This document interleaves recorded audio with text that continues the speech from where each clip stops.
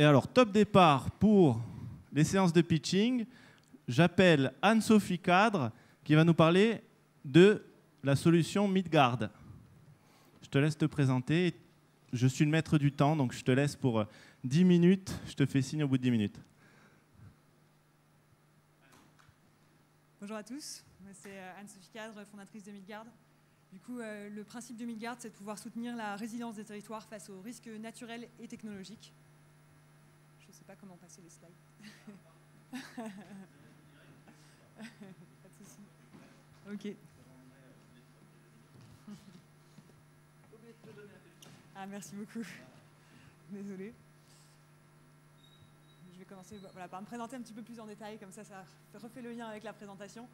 Du coup, moi, à la base, je suis ingénieure de l'École nationale de l'aviation civile à Toulouse. Je me suis très rapidement orientée vers les nouvelles technologies, en particulier les drones. C'était un outil qui m'intéressait. Et lors d'une expérience dans une entreprise qui analysait les données drones pour les mines et carrières, j'ai réalisé que le plus important, ce n'était pas forcément l'outil drone en lui-même, mais toute l'imagerie qu'il pouvait créer et comment l'analyser. Du coup, j'ai fait un master spécialisé en intelligence artificielle et big data pour comprendre comment analyser ça. Et c'était à peu près au moment du grand feu de la cathédrale de Notre-Dame où on voyait des gros robots entrer dans la cathédrale. Je me suis dit que les pompiers avaient encore plus besoin de cette analyse de l'imagerie dans un milieu qui était contraint par le temps, la collaboration. Du coup, je me suis associée avec Laurent Terramort, pompier professionnel, et on a commencé à créer Midgard. Aujourd'hui, les catastrophes naturelles sont de plus en plus fréquentes et intenses. Les services départementaux d'incendie et de secours utilisent de nombreux moyens d'imagerie, les drones, les caméras, les téléphones portables, mais toute cette image n'est pas facile à traiter dans un contexte opérationnel. Il y a un besoin fort d'un canal unique de visualisation et d'analyse d'images. Les enjeux des SDIS, c'est la réponse rapide lors de la survenance d'un aléa. L'analyse et le partage des images, c'est important de pouvoir localiser et comprendre ce qui se passe sur l'image pour pouvoir mieux organiser les actions. La diffusion des images en direct, le télépilote qui est sur le terrain, ce n'est pas forcément le décideur. Il faut amener cette information au commandant d'opérations de secours ou au CODIS. Et la gestion des données, la CNIL a un petit peu mis son nez dans l'utilisation de l'imagerie par les services d'incendie et de secours récemment, ce qui les contraint à des choses qui ne sont pas forcément faciles à gérer par eux-mêmes. C'est pour ça qu'on a créé notre plateforme d'outils d'aide à la décision, midgard.ai. C'est un outil qui permet d'accroître l'efficacité des secours en centralisant les différents flux vidéo sur une intervention pour permettre de simplifier la reconnaissance de la situation et ainsi de prendre les meilleures décisions. C'est aussi un outil qui sert pour la caractérisation rapide des aléas avec un ensemble de modules d'intelligence artificielle et en particulier un algorithme de détection précoce de départ de feu issu de 3 années de R&D. Pour démultiplier l'efficacité de secours, on a vraiment un centre de contrôle qui est enrichi d'images qui va permettre de géolocaliser les différents éléments sur une intervention pour pouvoir calculer le nombre d'hectares brûlés, le contour de la zone inondée, et ça grâce à de l'imagerie qui permettront de simplifier la collaboration. On va aussi permettre de partager ces différentes ressources auprès des différents acteurs qui en ont besoin au moment où ils en ont besoin. Aujourd'hui, Midgard, c'est 408 interventions soutenues, 682 cartographies créées, 28 organisations utilisatrices. On était présents, par exemple, lors du feu de Bavela ou alors à l'explosion de la rue de Tivoli, aux chutes de grêle dans l'Allier, où on a pu vraiment aider les opérationnels. Voilà quelques exemples d'interventions. Les chutes de grêle, des inondations au Pakistan où les unités d'intervention de la sécurité civile ont utilisé notre outil, la forêt des Landes en 2022, ou alors un feu d'église en Belgique où ils ont pu faire une modélisation 3D du feu pour bien comprendre les différents accès. Hop. Notre solution aussi de détection de départ de feu, elle est développée grâce à un algorithme d'apprentissage profond. On a entraîné cet algorithme sur 1 million d'images de tout petits départs de feu pour que vraiment il soit capable de détecter de manière très précoce ces éléments.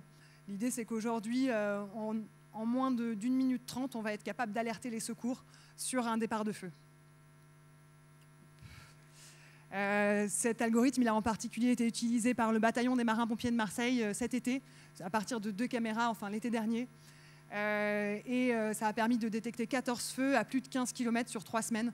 Ça a été vraiment un outil qui leur a aidé à gérer la conduite des opérations. Ils ont renouvelé cette expérimentation cet été sur 4 caméras et on va surtout aussi déployer notre système sur 22 châteaux d'eau et tours de guet en Gironde cet été pour les aider à ne pas vivre le même enfer qu'ils ont vécu l'année dernière. Ce système, il est déployé grâce à un groupement solide, SCC, qui est une grande entreprise d'intégration qui va équiper les sites de surveillance de caméras de détection, de caméras de levée de doute et de stations météo.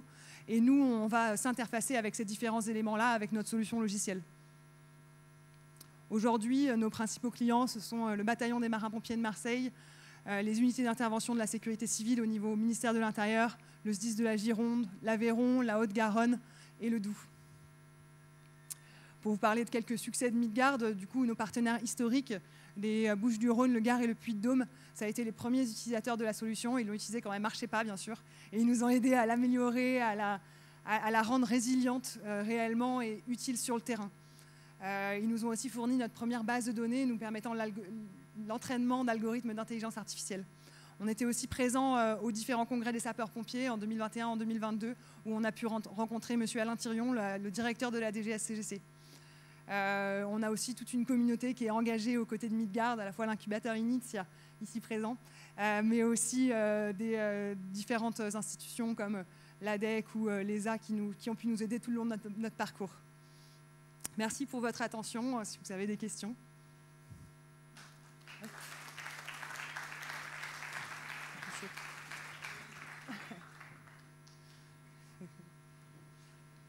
donne le micro à Joseph. Il y a des questions dans la salle.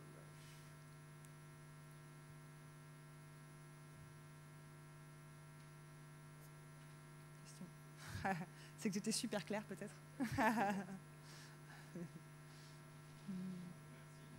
Merci à vous. Ah, pardon.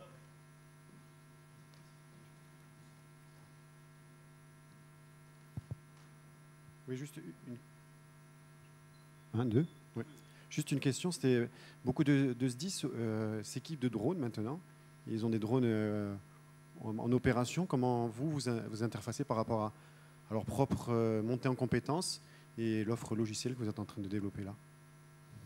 Aujourd'hui, il y a à peu près 80% des services d'incendie et de secours qui sont équipés d'une unité drone. Du coup, ils achètent le matériel, ils forment leur personnel. Il y a des formations, par exemple à Valabre, à l'ECASC ou à l'ENSOSP, qui sont faites spécifiquement pour les télépilotes de drones de la sécurité civile. C'est une spécialité qui est relativement récente et d'ailleurs, elle a été reconnue en tant que spécialité auprès de la DGS-CGC que l'année dernière. Mais c'est un outil qui a réellement prouvé ses bienfaits en opération. Parce que, il faut imaginer par exemple un feu de forêt. La plupart des pompiers, ils vont voir le feu, la forêt, mais c'est très utile d'avoir une image de haut pour comprendre ce qui se passe de manière beaucoup plus générale et globale et ainsi déployer les forces en conséquence. Et c'est utilisé sur tout type d'intervention, des inondations, des explosions, vraiment tout type d'intervention, ça peut être utile aux opérationnels. Moi, j'avais une question sur le matériel de captation. Vous avez parlé de caméras, on vient de parler de drones. Est-ce que vous utilisez du matériel spécifique, par exemple des caméras laser ou ce genre de choses? Vous, d'après ce que j'ai compris, vous n'intervenez pas sur cette partie-là. Vous interfacez avec le matériel et les flux vidéo qui vous sont transmis pour analyse. Mais est-ce que, en termes notamment de détection de feu, il y a des caméras de type caméra thermique ou caméra laser qui vous permettent de ne pas déporter l'intelligence en termes d'analyse d'image, mais d'avoir des systèmes de captation un peu plus précis que simplement une image vidéo Aujourd'hui, le système de détection de départ de feu qu'on déploie, il est basé sur des caméras optiques du commerce. Ça nous a permis aussi de diminuer les coûts pour les services d'incendie et de secours, de ne pas avoir forcément des énormes caméras thermiques super chères. Parce que la problématique de la caméra thermique, c'est qu'on va souvent voir à quelques kilomètres. Là, par exemple, sur le projet en Gironde, on va pouvoir détecter des fumées jusqu'à 20 km dans un cercle de 20 km. Nous, on déploie des caméras spécifiques qu'on a validées pour ce besoin-là en Gironde. Après, on peut s'interfacer avec à peu près n'importe quelle caméra vidéo à partir du moment où ils ont des protocoles de communication qui nous permettent de s'interfacer. C'est le cas de la plupart. La seule différence, nous, en tant que logiciel, on a besoin de 6 par 6 pixels pour détecter une fumée. Donc en fonction des capacités de la caméra, on va pouvoir détecter la fumée à 5 km ou à 20 km. Et du coup, nous, on peut s'interfacer avec des caméras qui sont aussi existantes déjà sur le territoire ou apporter nos propres caméras. L'idée, c'est qu'on sait que tous les départements sont différents, ont leurs besoins spécifiques, ont leur matériel déjà installé ou non. Donc on a une solution qui est vraiment sur mesure pour s'adapter aux besoins de chaque département. Je ne sais pas si j'ai répondu à votre question. Okay.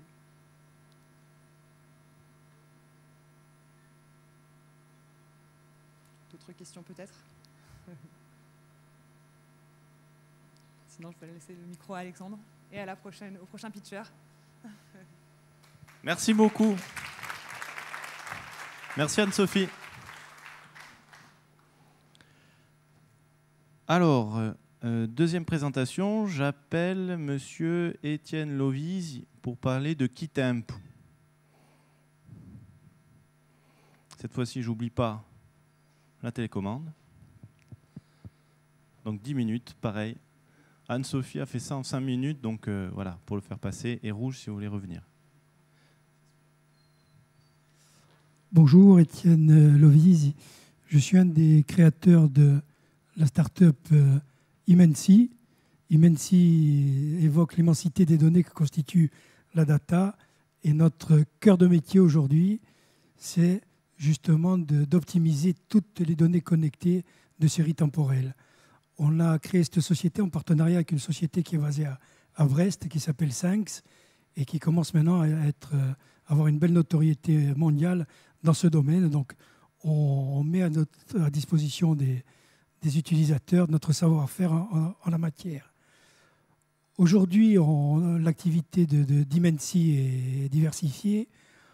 On réalise pour Synx, qui est notre partenaire en Bretagne, des travaux sur demande.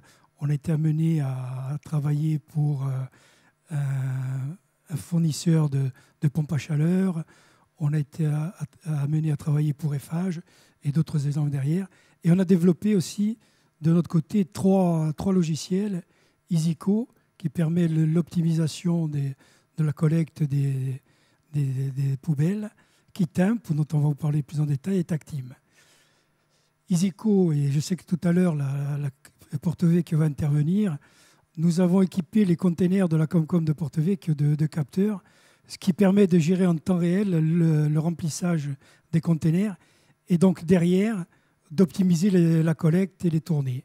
Donc quand on parle beaucoup de bilan carbone aujourd'hui, si on peut économiser des kilomètres de camions de ramassage d'ordures, c'est un bel objectif et ça permet aussi pour les usagers d'avoir une qualité de service meilleure.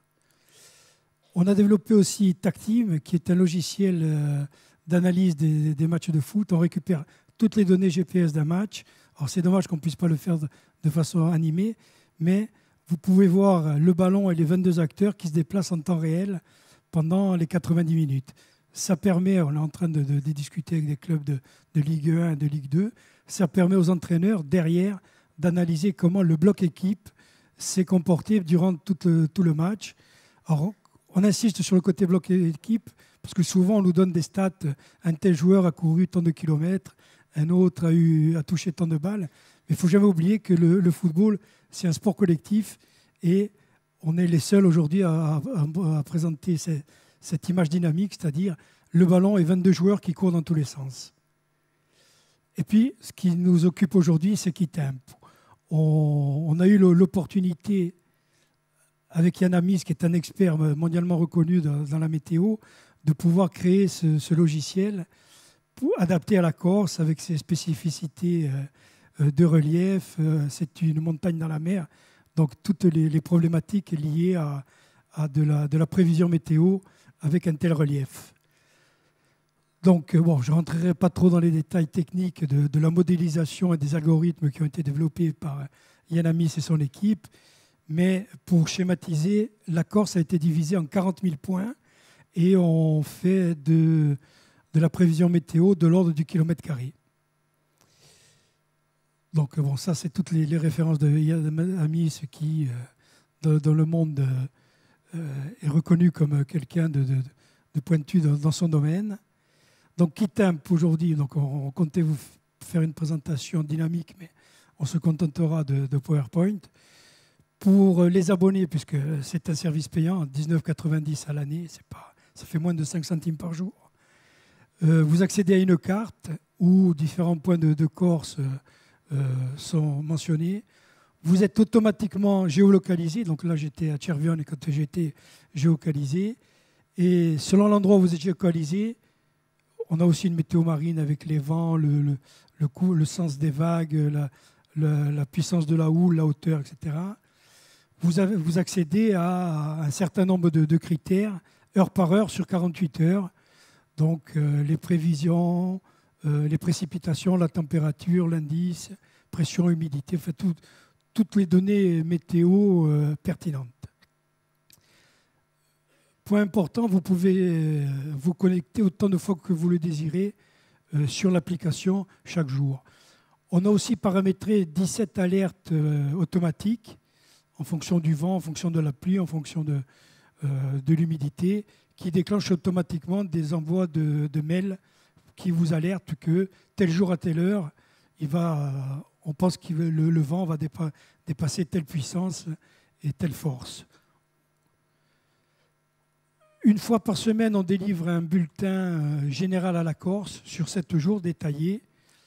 Donc là, le 22 juin, on avait annoncé un coup de chaleur assez impressionnant et vous avez pu le vérifier en vous promenant dans les rues d'Ajaccio. En mai, on avait alerté et on a aussi des bulletins d'alerte qui sont déclenchés lorsque des gros phénomènes sont prévus. Donc là, on avait eu des pluies très abondantes le 13 mai et on avait mis un bulletin d'alerte 24 heures ou 48 heures à l'avance.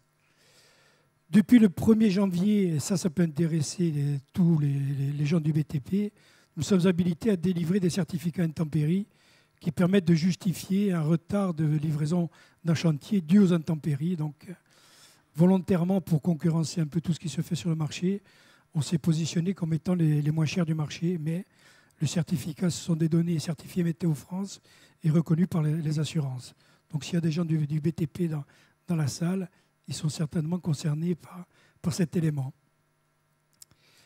On a au-dessus, puisqu'on travaille avec le 10 de Haute-Corse, à leur demande, on a aussi développé une carte communale où on les alerte sur trois phénomènes qui les intéressent, sur les pluies, sur l'humidité et sur les rafales. Et on a repris les codes couleurs des pistes de ski. Bleu, l'alerte est modérée. Rouge, ça commence à être important. Et noir, l'alerte est maximum. Par exemple, là, sur les alertes rafales, on a vu que, avec le curseur au-dessus, on peut se déplacer sur les 24-48 heures à venir pour avoir l'évolution de la météo. Et là, en consultant la carte, on voit que dans le sud, les rafales de vent vont être au-delà de 70 km/h, donc le picto noir. Au-dessus de 50, c'est rouge, et en dessous, entre 40 et 50, c'est vert. Donc ça, c'est pour les rafales de vent. Alors, quand aujourd'hui, le thème, c'était résilience et autonomie, alors la résilience, je reviens à ce que je vous disais au départ, notre cœur de métier, c'est d'optimiser des bases de données. Donc nous, déjà, nous sommes en train de constituer une base de données très importante autour du thème de la météo en Corse, qui nous permettra au fil du temps d'affiner nos prévisions et d'arriver à quelque chose de le plus proche possible de la réalité. À titre d'information, quotidiennement, nous comparons nos prévisions à toutes les données enregistrées sur les différentes stations météo de Corse, ce qui nous permet de sans cesse améliorer ce travail d'amélioration des prévisions qui sont délivrées. Autonomie, le sujet de la météo est un sujet important et nous sommes prêts à unir nos efforts à d'autres intervenants sur le thème pour demain doter la Corse d'un outil météo assez performant. Voilà la présentation que je voulais vous faire et d'Imensi et de Kitempo qui était le sujet du jour. S'il y a des questions, je vais tâcher d'y répondre. Je vous remercie.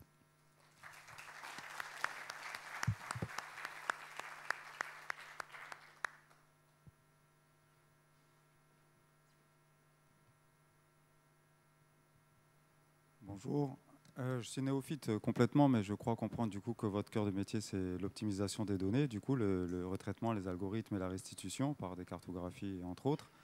Je voulais savoir si à terme ou si vous avez déjà songé à aussi au niveau matériel poser de nouveaux capteurs, que peut-être à des endroits où Météo France en a moins, ou sur des lieux où les enfants peuvent se baigner ou des choses comme ça, quoi. Est-ce qu'au niveau matériel aussi, vous comptez optimiser les données Alors, au niveau matériel, non, on ne compte pas mettre des capteurs, mais par contre, on compte beaucoup sur la data au fil du temps pour, entre les prévisions que nous faisons et ce que nous constatons sur les différentes stations météo en Corse, au fil du temps, avoir cette optimisation qui va se faire naturellement.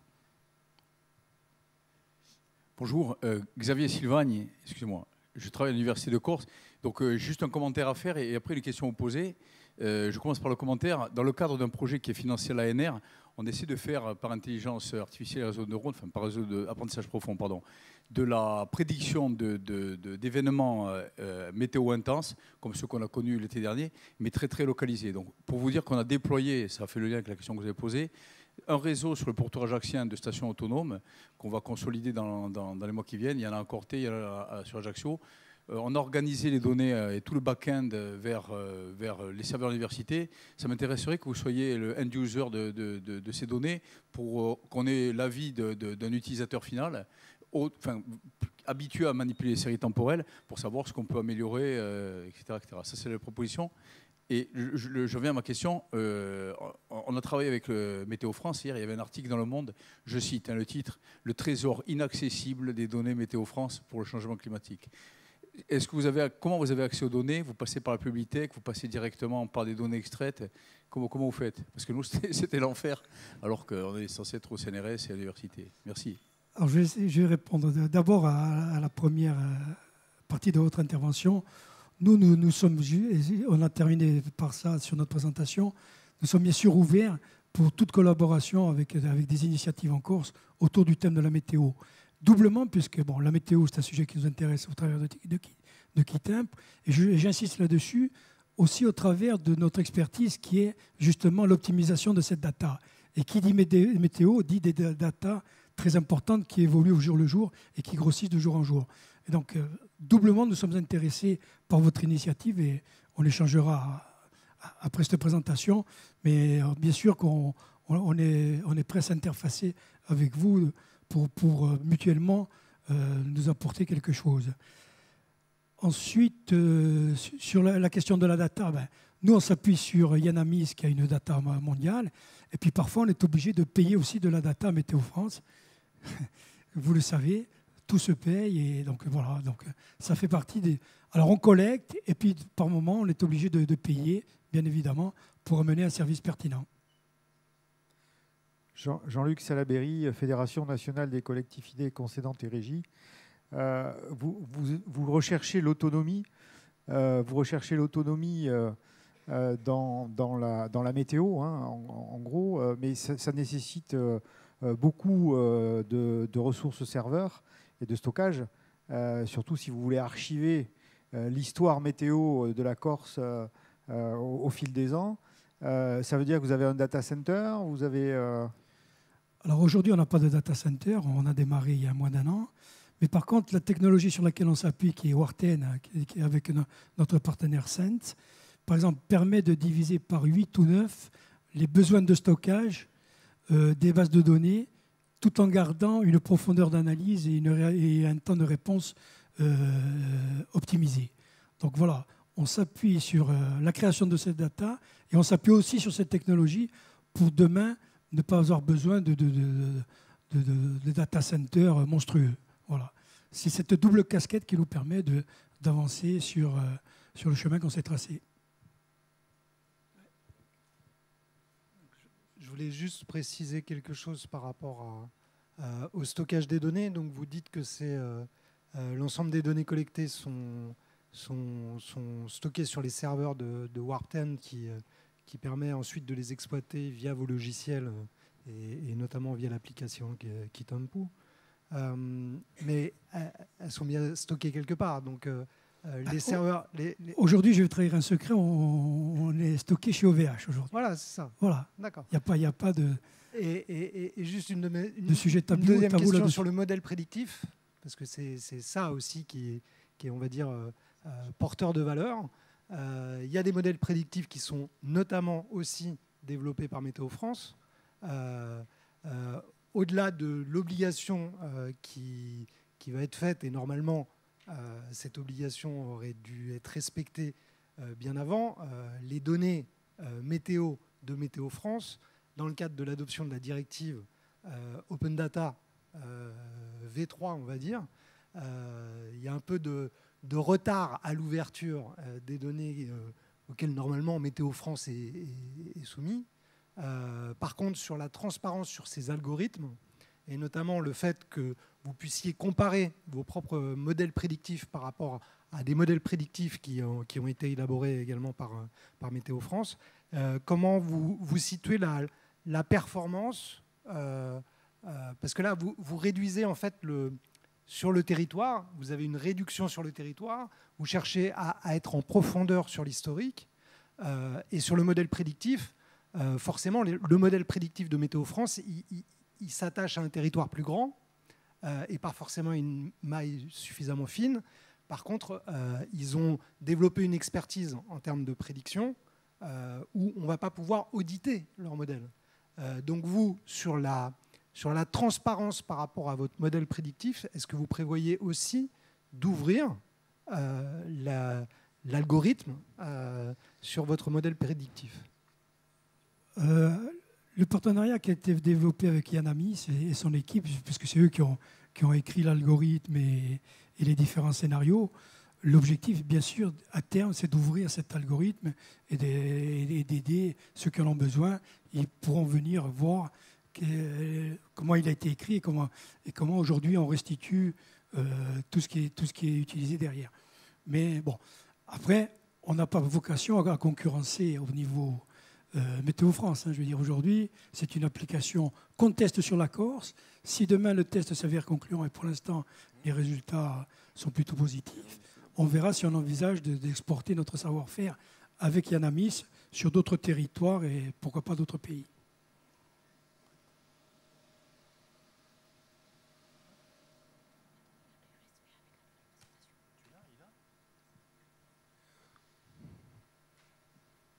Juste peut-être une petite question au niveau de la météo marine. Est-ce que vous vous basez sur un système de points comme pour la météo standard, je dirais, ou c'est plutôt une météo globale par exemple sur le... Non, au niveau, là aussi on va être transparent. Au niveau météo marine, on a une résolution de l'ordre de 4 km². Sur Terre, on a 1 km. En météo marine, sur tout le pourtour de la Corse, on est à 4 km. Voilà. Et là aussi avec des prévisions remises à jour 2 fois par jour. Voilà. Merci. Merci. Merci, Monsieur Lovise. Merci. On peut l'applaudir. Très bien. Alors, j'appelle Florence Vitti pour nous parler de l'application MiSenti. Pareil, Florence, 10 minutes de présentation. Pour le moment, on tient le chrono.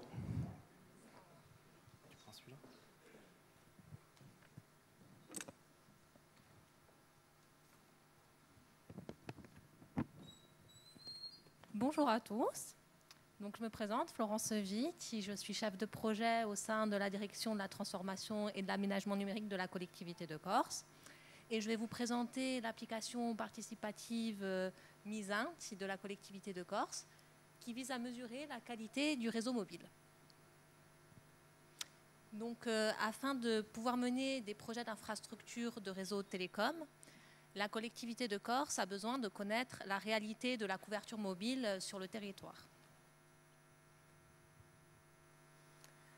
Dans le cadre du projet New Deal, qui a pour but de résorber les zones en carence de couverture, l'équipe projet dont la collectivité de Corse est membre avec la préfecture de Corse a pour mission de répertorier les zones mal couvertes, de les prioriser et de les proposer en déploiement. Donc jusqu'à présent, l'équipe projet C'est basé sur les remontées des collectivités et des différents acteurs, ainsi que sur les cartes de couverture simulée des opérateurs fournies par l'ARCEP. Mais ces cartes de couverture simulée ne représentent pas toujours la réalité de la couverture sur le terrain, et nous avons de moins en moins de remontées de la part de tous les acteurs. Donc la collectivité de Corse a lancé un marché cofinancé par l'État qui vise à mesurer la qualité de la couverture mobile sur le territoire. Elle permettra de lancer des campagnes de mesure à l'aide de kits de mesure, ainsi que de fournir cette application donc de crowdsourcing. C'est une application de crowdsourcing, c'est-à-dire qu'elle fait appel à la participation de la population pour effectuer des mesures. Les utilisateurs pourront donc contrôler la qualité de leur réseau mobile en conservant la souveraineté des données, et ils remonteront ces informations, les informations seront automatiquement remontées à la collectivité de Corse, qui pourra les analyser et qui les mettra à disposition en open data sur data.corse, et qui les transférera également à l'ARCEP, qui pourra les mettre à disposition sur mon réseau mobile. Cette application respecte les recommandations du régulateur de l'ARCEP, afin que ces données puissent être opposables aux données des opérateurs et aux cartes de couverture simulées. Cette application est actuellement en phase de test et devrait être disponible en téléchargement d'ici la fin juillet. Donc, son fonctionnement est assez simple. Vous arrivez sur une page d'accueil qui vous permet de lancer un test rapide en appuyant sur Initia. Vous devez indiquer votre environnement, à savoir si vous êtes à l'intérieur, à l'extérieur, en voiture ou en train, afin de connaître la présence de potentiels atténuateurs. Les mesures se lancent, donc il y a 3 mesures qui se lancent, une mesure de téléchargement, une mesure de téléversement et un test de ping. Vous avez le résultat de vos mesures que vous pouvez comparer avec des moyennes nationales. Vous pouvez retrouver l'ensemble de vos mesures dans la rubrique mesures avec l'historique. Et vous pouvez également poursuivre ce test par un test complet. Donc vous devez une nouvelle fois indiquer votre environnement. Et c'est un test qui est complété par un test de connectivité web et un test de streaming. Donc il est un peu plus long, mais un peu plus complet. Dans la rubrique mesures, vous avez donc l'accès à votre historique, mais également à une représentation cartographique de l'ensemble des mesures qui ont été faites par tous les utilisateurs. Donc vous pouvez comparer vos mesures, et vous avez également la possibilité de filtrer, donc par opérateur, par norme ou par type de test. Vous retrouvez également dans la rubrique informations, des informations à savoir où trouver ces données en open data, les mentions légales, quelques informations de sites intéressants. Voilà. Donc cette application étant basée sur un fonctionnement participatif, une campagne de communication sera réalisée afin d'inciter la population à effectuer ces tests. Et nous comptons également sur vous pour installer cette application et pour la promouvoir. Voilà, donc je vous remercie pour votre attention, et si vous avez des questions, n'hésitez pas.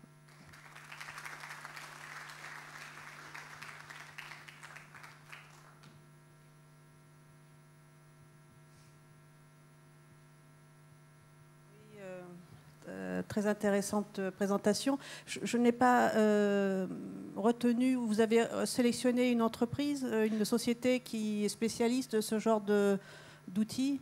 Tout à fait. Il y a un appel d'offres qui a été lancé, et c'est la société Arixité qui a été retenue pour développer cette application pour la collectivité de Corse. D'accord, très bien.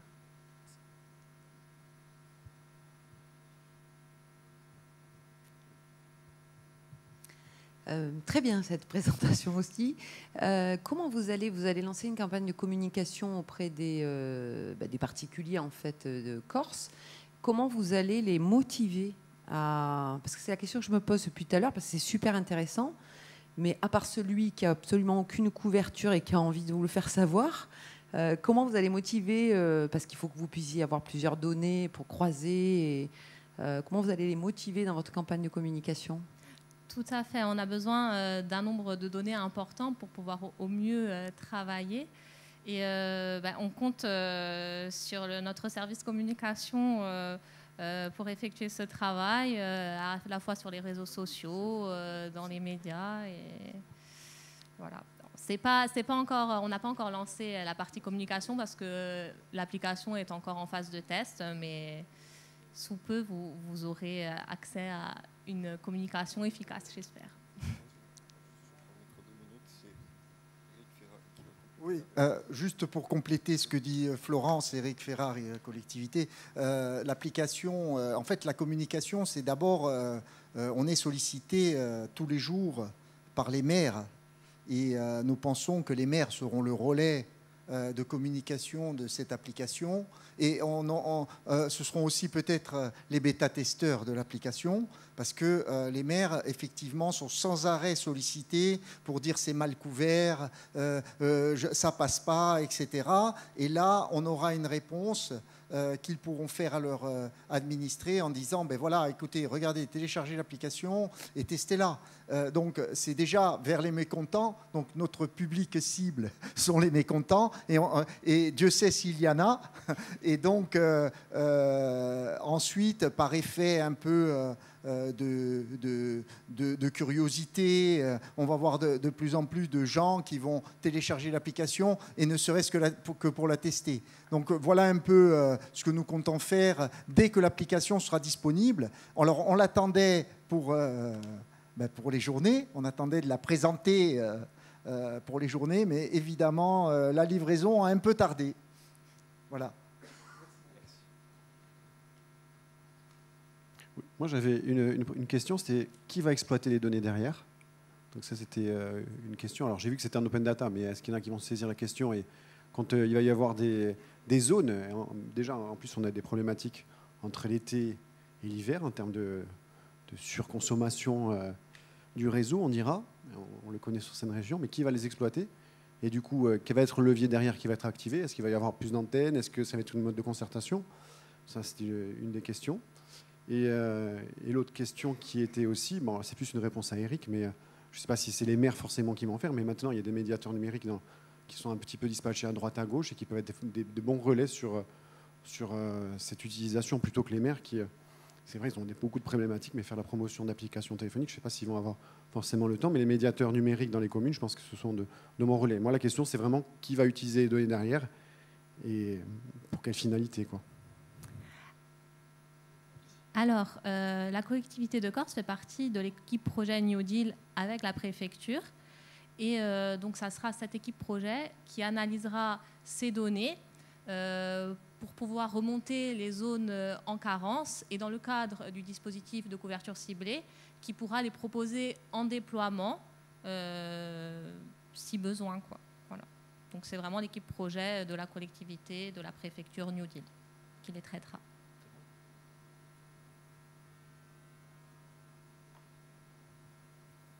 Plus de questions? Ah, pardon. Non, juste un petit mot. C'est les facteurs qu'il faut équiper, parce qu'ils vont partout. Donc si vous arrivez à les convaincre, je crois que vous avez votre couverture Corse d'établie.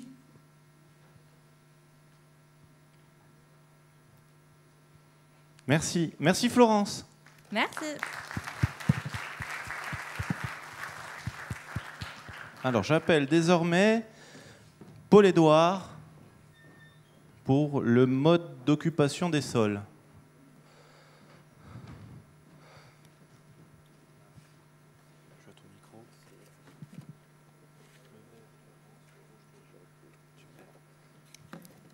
C'est parti pour 10 minutes. Bonjour. Donc je me présente Paul-Édouard Dervieux. Je suis cartographe à l'agence d'urbanisme. On a, comme parmi nos missions, on a aussi la mission d'accompagner et d'assister des collectivités locales dans l'élaboration de leurs documents d'urbanisme. Donc un mode d'occupation des sols est particulièrement utile dans ce cas-là.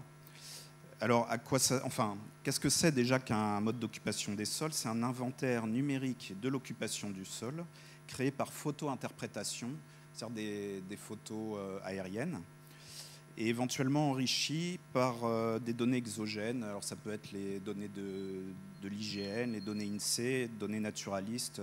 On a pas mal travaillé avec l'Office de l'environnement ou le Conservatoire botanique. À partir donc de ces données, on va donc créer une sorte d'atlas des sols. Et au-delà d'un état des lieux à un instant T, parce qu'on va le faire sur plusieurs millésimes, en l'occurrence là ce sera 2011 et 2021, on va pouvoir étudier l'évolution de l'occupation des sols, et ça c'est un outil qui est extrêmement important, étant donné les nouvelles lois qui sont arrivées. Donc cette base de données va permettre d'outiller les acteurs de l'aménagement, mieux connaître pour mieux planifier. Ça va permettre de suivre la consommation des espaces agricoles, naturels, forestiers et l'artificialisation des sols, mais de façon qualitative et quantitative. C'est-à-dire qu'on aura des chiffres et on saura aussi quel type de sols ont été consommés et pourquoi. Ça nous permettra d'avoir des données objectives également sur la perméabilité des sols. Et ça, en termes de résilience, c'est évidemment très important. On peut imaginer des travaux d'analyse sur les îlots de chaleur, par exemple, sur l'écoulement des eaux, sur la trame verte, sur la densification ou la renaturation de certaines zones urbaines. En fait, toutes ces données permettront aux collectivités locales de faire un certain nombre d'analyses qui sont maintenant indispensables, à savoir par exemple l'analyse de la consommation des espaces sur les 10 dernières années, les capacités de densification ou de mutation des espaces déjà urbanisés. Ça peut être la fixation d'objectifs chiffrés de consommation d'espace ou la justification des formes urbaines ou du foncier qui devient constructible. Évidemment, il s'agit aussi de combler les lacunes des données disponibles. Je vais passer rapidement parce que je n'ai pas énormément de temps. Mais en fait, c'est vrai qu'il est nécessaire d'acquérir une donnée de référence dans le cadre de la mise en œuvre de l'objectif ZAN.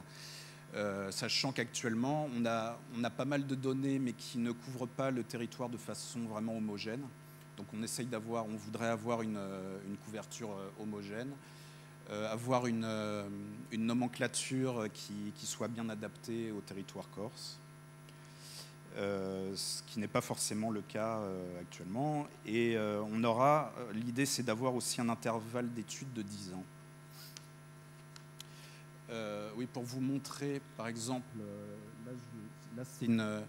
c'est un extrait des bases de données de l'IGN, donc qui a une nomenclature en 2 dimensions. Là, c'est la couverture du sol. Donc vous pouvez voir que, par exemple, là, on a la place Millau à Ajaccio. On voit que la place Millau est en formation herbacée en zone non bâtie. On a besoin, évidemment, de plus d'informations que ça. Là, sur Evisa, vous voyez qu'il y a toute cette zone en vert clair et sans usage. Donc là, on est dans la nomenclature usage. Tous les arbres sont en sylviculture et il y a un regroupement de la production secondaire, tertiaire et usage résidentiel. Donc ce n'est pas un outil forcément très adapté pour faire des analyses urbaines. Là, encore un exemple. Là, c'est le lac de Thau. Là, vous pouvez voir que le lac est en rouge également. Donc c'est considéré comme de la production secondaire. Alors, la loi climat et résilience a formulé un double objectif, mais pour nous, ce qui nous concerne, c'est surtout le premier, qui est de réduire de moitié le rythme d'artificialisation nouvelle entre 2021 et 2031 par rapport à la décennie précédente. Donc, le fait de faire un MOS en 2011 et 2021 nous permettra justement de couvrir ces 10 années. Donc on va s'appuyer sur l'Ortho 2021 qui est en train d'être livré par l'IGN. On a une version express qui nous a permis de travailler dessus. Et l'Ortho 2011 donc, qui va nous permettre de faire une sorte de mise à jour à l'envers, d'avoir un MOS 2011. Le phasage, pour aller vite, on devrait avoir, si tout va bien, on aura toutes les données en décembre prochain. Les invariants, alors on a en fait 2 périmètres d'études. Ça, on a un petit peu modifié par rapport au marché. On a un périmètre 1 de 540 km² qui couvre la majorité des postes de la nomenclature, qui permet de valider la nomenclature et d'étalonner la chaîne de production pour ensuite réaliser le périmètre 2, qui est donc qui représente tout le reste de la Corse. Donc là, on vient de recevoir, on a été livré du périmètre 1 et on est en phase de validation actuellement. Je vais vous le montrer tout à l'heure. Les unités minimales de collecte, donc on a des UMC de 250 m² en zone urbaine et 1500 m² en zone naturelle, agricole et forestière, avec des UMC de 50 m² pour les bâtis dans tous les cas. Des échelles de saisie au millième pour les zones urbaines, 2500 pour les zones naturelles. Pour créer donc ce MOS, il faut partir d'un socle et en particulier du squelette. Donc ça, le squelette a été réalisé par un de nos prestataires qui s'appelle TTI. Et il s'agit donc de partir des données de voirie de la BD Topo. Donc on prend les filaires de la voirie, des chemins de fer, des réseaux hydrauliques et on prend le bâti de la BD Topo. Seulement, ces données, elles sont pas toujours à jour, et on va utiliser le LIDAR pour compléter ces bases de données. Voilà, donc là, par exemple, on a le bâti qui a été complété. On aperçoit là sur l'image de droite en rouge les bâtis donc qui sont neufs, qui viennent d'être construits, qui n'étaient pas encore dans les bases de données. Et ça aurait été très dommageable pour le MOS. Donc là, ça permet de compléter un peu. Là, de même, c'est encore des chantiers. De même, on a les surfaces hydro. En fait, on peut compléter le réseau hydro qui n'est pas forcément complet parce qu'il y a une largeur minimale de collecte pour le réseau hydro. Et donc, il peut y avoir des tronçons qui disparaissent. Donc, avec le LIDAR, on peut retrouver tous ces tronçons et complémenter la base de données. Là, on peut aussi recaler les tronçons hydro qui sont... Là, ce qu'on peut voir, c'est que en fait, c'est un tronçon qui est pas exactement sur son bon emplacement parce que ça a été fait par photogrammétrie. Et dans les zones forestières, on ne peut pas toujours voir le vrai tracé. Donc ça peut être rattrapé. Voilà, ces petites erreurs peuvent être rattrapées par le LIDAR. Donc là, c'est à l'échelle de la Corse. Il y a eu quand même un travail important de réaliser là-dessus. Dans le cadre du marché, alors là c'est un petit peu autre chose, mais j'ai trouvé ça intéressant pour vous en parler, c'est qu'à partir du LIDAR, on se demandait s'il n'y avait pas moyen de créer une base de données pierres sèches qui permette de faire apparaître donc les terrasses, restanques, murets. Ce serait une couche à part, en plus du MOS. Donc là, il y a une proposition qui a été faite par TTI et qui ressort là très clairement. Où on voit, alors là, c'est un raster de pente qui permet de faire ressortir donc tous ces murs, toutes ces restanques qui sont cachées par le couvert forestier. Après, maintenant, le problème, c'est, enfin, on peut extraire toutes ces données qu'on voit là. Après, il y a tout un travail de classification pour avoir une base de données utilisable. Là, j'avais essayé justement d'appliquer ça sur le hameau de Cantoli à Coenza. Donc, on peut voir effectivement qu'on retrouve facilement toutes ces restanques. Et là, en superposant avec l'ortho de 1950, on voit effectivement que le milieu forestier s'est considérablement fermé sur toutes ces restanques qui étaient exploitées à l'époque.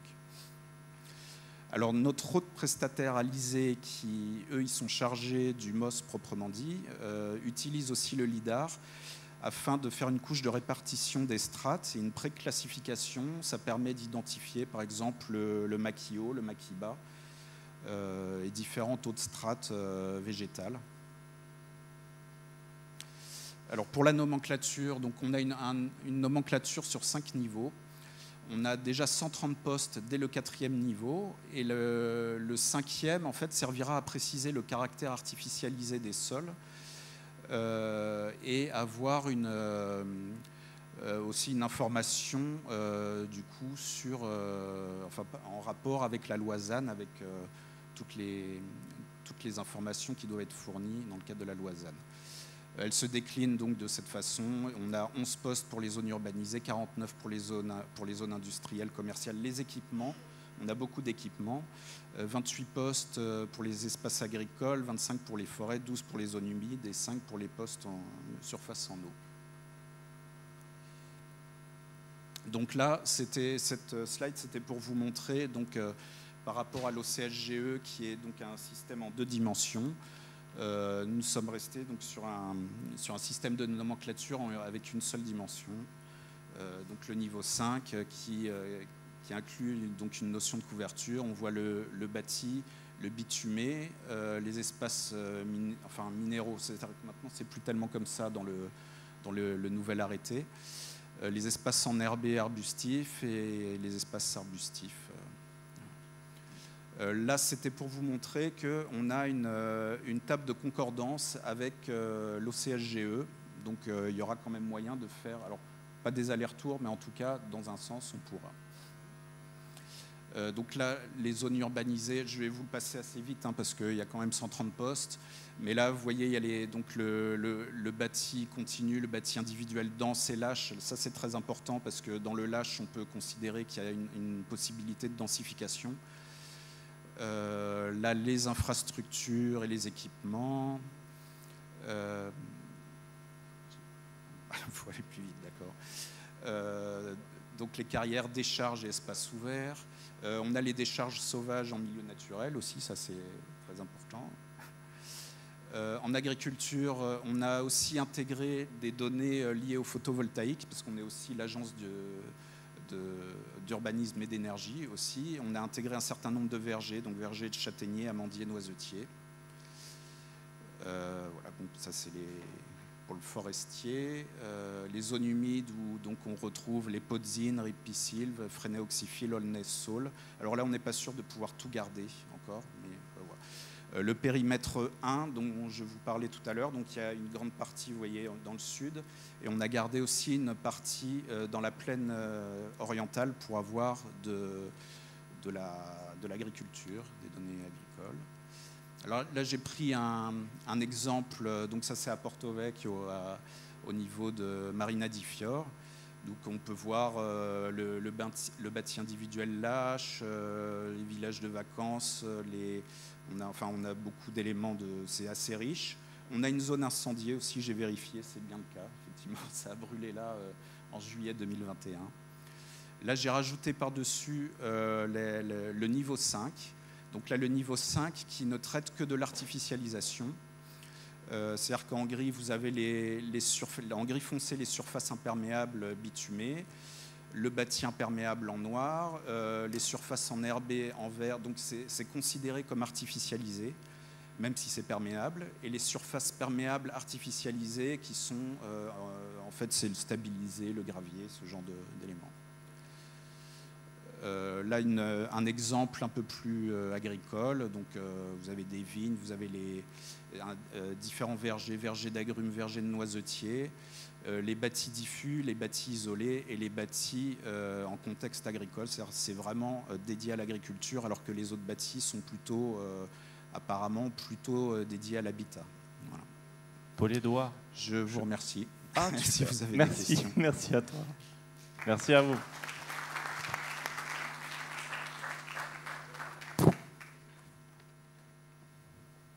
Merci d'avoir tenu le timing, Paul Édouard.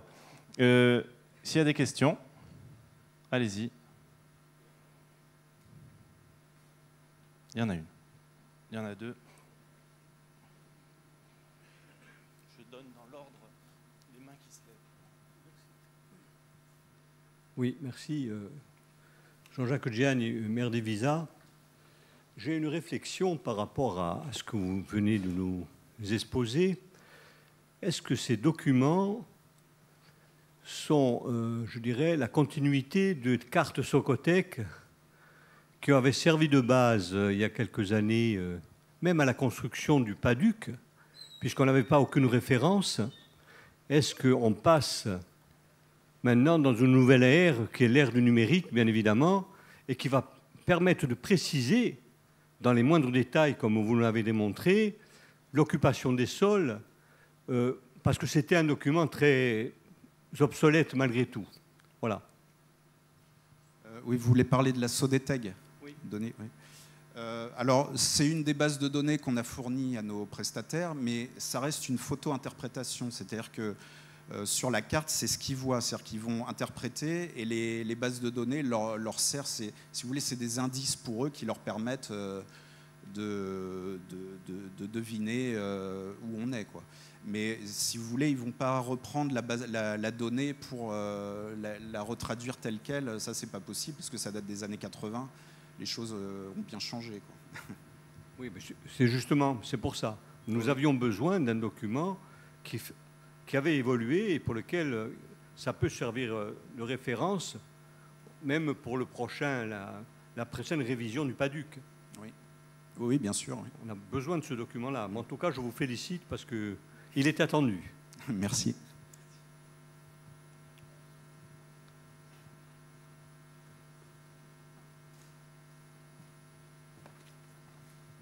Moi, j'ai une question sur les standards de données utilisés et notamment la nomenclature. Vous nous avez expliqué que, on va dire que l'OSGE et donc le programme national lancé par l'IGN pour produire un référentiel à échelle nationale n'était pas suffisant, pas suffisamment détaillé pour entrer dans les spécificités d'occupation du sol qu'il y a en région et notamment en Corse. Il y a toute une réflexion quand même, puisqu'il y a pas mal de régions qui produisent des modes d'occupation du sol à l'échelle de leur territoire et où on se rend compte que, on va dire du côté de l'État, il y a effectivement, on va dire, un socle minimum, pas très détaillé. Après, il y a peut-être à réfléchir sur les niveaux les plus bas de la nomenclature, que ça, au moins, se soit mis en commun avec les autres régions, puisque je ne vois pas pourquoi il y aurait des spécificités corses. Juste le constat de dire que le programme national n'est certainement pas assez détaillé par rapport aux besoins en région, mais qu'il y a nécessité pour les niveaux les plus inférieurs d'avoir une nomenclature qui soit interopérable entre les différentes régions françaises. Donc là, il y a un souci, y compris en termes de mise à jour, parce que vous nous avez annoncé un pas de temps en termes de mise à jour qui serait à 10 ans. Donc en termes de calendrier, là, le mode d'occupation des sols tel que vous l'envisagez avec votre prestataire en termes d'analyse, il va être disponible sur l'ensemble du territoire corse à partir de quand? Alors, on a 2 millésimes, donc 2011 et 2021. On va récupérer les données là au mois de décembre.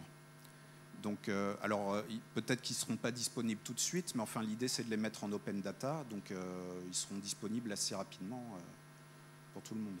Et sinon, pour la nomenclature, on est quand même parti aussi, enfin on s'est inspiré fortement de la nomenclature PACA, donc qui elle-même est quand même compatible avec beaucoup de nomenclatures nationales, quoi.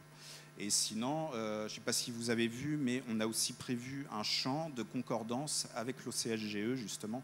Alors, est-ce que ce sera parfait à chaque fois? Je ne suis pas sûr. Mais enfin, en tout cas, il y aura possibilité, par exemple, avec 2011, de générer une sorte d'OCS bis, en quelque sorte. Merci. Je vous propose de poursuivre. Sauf si on a une question rapide encore, mais... Sinon, on poursuit. Merci, Paul-Édouard. Merci à vous. Et nous continuons à tenir le timing, 4h03. Et on a commencé à 15h03. J'appelle Tamia et Sébastien pour Zitellaria.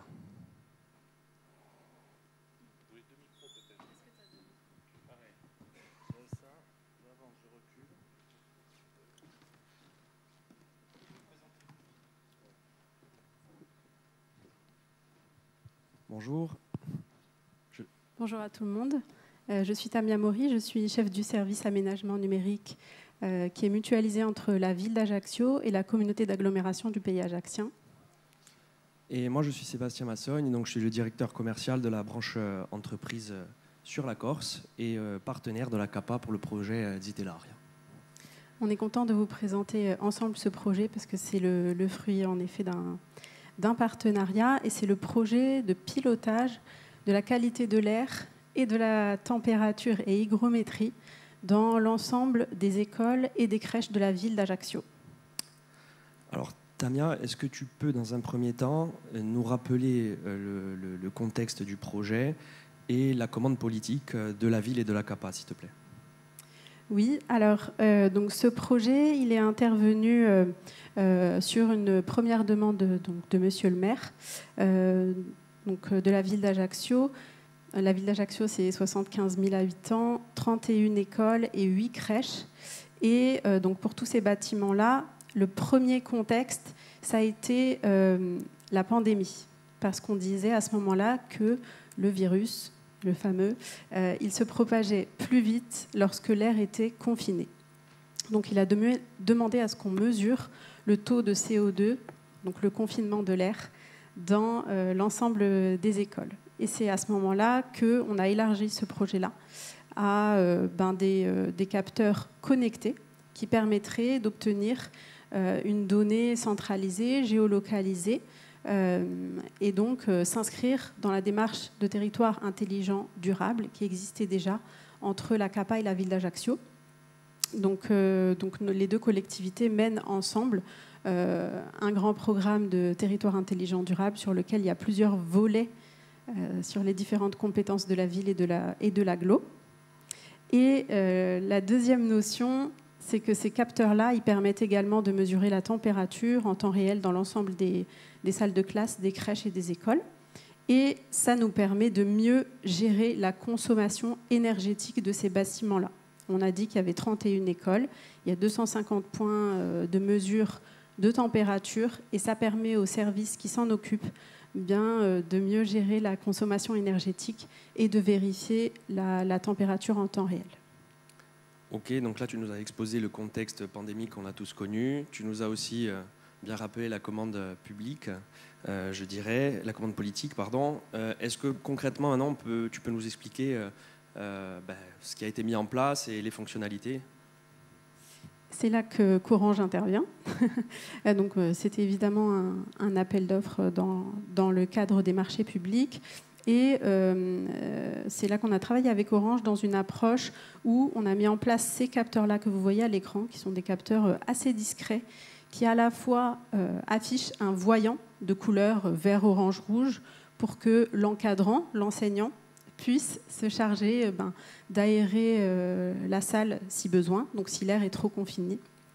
Et en même temps, ce capteur, il est connecté donc, en LoRa et il permet de capter donc, l'ensemble des informations et de les transmettre en centrale sur un logiciel. Le logiciel, il est... Où est mon truc? Je le trouve plus. Le logiciel, il est conçu donc avec une approche intégrateur. Donc c'est Orange Business qui est l'intégrateur et qui se charge de centraliser ces données-là dans une plateforme sur laquelle on peut avoir à la fois la donnée en temps réel et à la fois l'historisation des données qui permet de faire des extractions, de faire des analyses et ainsi de trouver les meilleurs aménagements, les évolutions qu'il faut apporter aux différents bâtiments. J'ai pas tout dit, c'est ça. Ce capteur, il a été choisi parce qu'il est autonome en batterie pendant 10 ans. Il est facile à installation, il n'y a aucune connexion, enfin, il n'y a pas de câblage à installer. Et il est à la fois visible par l'encadrant, l'enseignant, et à la fois connecté sur notre plateforme centralisée. Et pour vous montrer un petit peu à quoi ça ressemble, donc ça, c'est la vision qui est donnée au niveau des bâtiments, de la direction des bâtiments d'Ajaccio et qui permet d'avoir en temps réel les différents points de gestion et de savoir si l'air est confiné, si la température elle est au-dessus ou en dessous des différents seuils. En plus de ça, on a également la possibilité d'avoir des alertes et des notifications par SMS ou par mail, soit au directeur d'établissement, soit au directeur des bâtiments de la ville d'Ajaccio. Ok, et du coup, donc aujourd'hui vous avez mis en place cette solution, vous l'utilisez, mais le next step c'est quoi? Donc, cette solution, elle est utilisée. Elle a permis de détecter des défaillances. Elle a permis également de trouver les différentes comment on appelle, les passoires thermiques. Et grâce à ça, c'est un outil de décision pour la direction des bâtiments qui leur permet d'avoir à la fois les données qui permettent de dialoguer avec les interlocuteurs et à la fois de réaliser différents aménagements et des investissements qui sont prévus au niveau de la direction des bâtiments de la ville. Les extensions à venir, c'est étendre cette solution-là à différents bâtiments municipaux ou à des bâtiments accueillant du public et également d'étendre la solution aux écoles et crèches des autres communes de la CAPA sous peu. On pourrait conclure en disant ça. L'intérêt de solutions comme ça, c'est vraiment de pouvoir avoir une donnée qui est partagée, qui est historisée, et de mieux connaître son territoire, que ce soit sur ce projet ou sur d'autres projets, parce qu'on ne peut pas améliorer ce qu'on ne mesure pas, nous dit M. Deming. Merci Tamia, merci de votre écoute.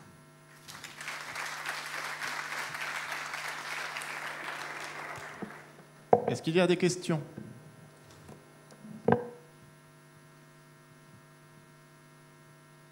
Merci. Oui, bon, forcément, j'ai plein de questions à vous poser. Je vais essayer de ne pas vous assommer. Si j'ai bien compris, le choix de LoRa se fait par Orange. C'est ça ? C'est Orange qui vous a proposé d'utiliser LoRa parce que les spécificités du signal à transmettre, sa cadence, etc., étaient adaptées. C'est ça ? En fait, si je peux me permettre, sur les usages IoT, le réseau LoRa est un réseau qui est très basse fréquence et très basse consommation. Et de fait, la sollicitation des capteurs qui intègrent une batterie est la moindre possible et qui fait qu'on a une durée de vie aussi sur le capteur et la durée de vie de la batterie du capteur. D'accord. Et alors pour le coup, je ne sais pas si j'ai une info qui est robuste, mais j'ai cru comprendre que Orange ne maintient plus LoRa à partir de 2027. Vous confirmez ça ? Non. Orange est dans la salle. Bon. Non, vous le maintenez plus ou non, vous confirmez qu'il continue de maintenir ? Je ne confirme pas ce que vous dites. Voilà. Très bien. Je tâcherai de vous retrouver l'information. Merci. Il y a eu discussion, mais c'est à l'étude. On regarde ce qu'il en est, mais il n'y a pas de décision.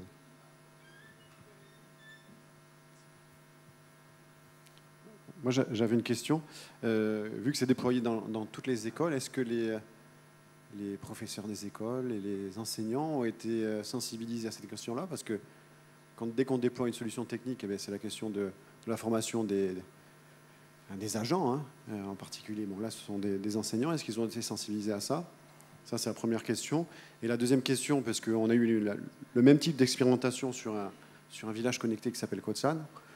Et du coup, la problématique qu'on avait, c'est que l'air est confiné en hiver, et lorsqu'on ouvre la fenêtre, ça fait rentrer l'air frais, et du coup, ça fait augmenter le chauffage, et ainsi de suite. Donc, savoir si sur ce retour d'expérience, vous aviez trouvé une solution par rapport à ça. Première question, oui, pour l'information du personnel qui encadre les élèves dans les différents endroits. Maintenant, oui, exactement la même contradiction. Je suis dans un environnement confiné, je suis dans une salle de classe. Lorsque on avait peur du coronavirus, le choix était vite fait d'ouvrir la fenêtre. Aujourd'hui, est-ce qu'on ouvre alors qu'on sait que l'air est confiné et qu'on risque de perdre 3 degrés de température dans la salle? Ce n'est pas certain. Le choix, il appartient à la personne qui encadre la classe, et je pense que c'est... voilà, ça dépend du confort des élèves, de comment ils le sentent. Donc en effet, il n'y a pas la solution concrète à ce sujet-là. Néanmoins, pardon, je vais juste préciser que pour les salles où l'air était le plus confiné, il y a des purificateurs d'air qui ont été installés. Donc ça, c'est la solution qui ne fait pas ouvrir la fenêtre, mais utiliser le purificateur d'air. Donc ça veut dire que sur les enseignants, il y a eu une formation à la technologie, mais aussi aux gestes à tenir, à la conduite à tenir par rapport à ça. Non, c'est juste pour sa curiosité. Hein. Non, non, mais les enseignants, en fait, ils ont rien à faire. Hein. C'est-à-dire que le capteur est placé. Les capteurs qui ont été choisis par la ville et par la CAPA étaient, je dirais, très simples d'utilisation dans le sens où ils étaient dotés de LED. Donc, il n'y a rien à faire. Il faut lire une LED verte ou une LED rouge. Donc, de leur côté, il n'y a pas de contrainte. Après, en revanche, on revient sur le sujet que vous évoquiez, sur le fait de est-ce que j'ouvre trop ou pas. Et là aussi, l'intérêt des capteurs qui ne sont pas uniquement des capteurs de CO2, mais des capteurs de température. Alors, on a parlé beaucoup de CO2, mais la partie température était importante parce qu'elle a permis de mettre en lumière aussi des salles qui étaient surchauffées. Le soir, le chauffage n'était pas coupé, des choses comme ça. Donc, on a eu des usages. On a su aussi traiter ces usages-là. Et aujourd'hui, on sait que c'est excessivement important de faire attention à ces consommations-là. Donc, la CAPA et la ville ont pu aussi réajuster ces mauvais comportements, si je puis dire, ou ces oublis. Voilà.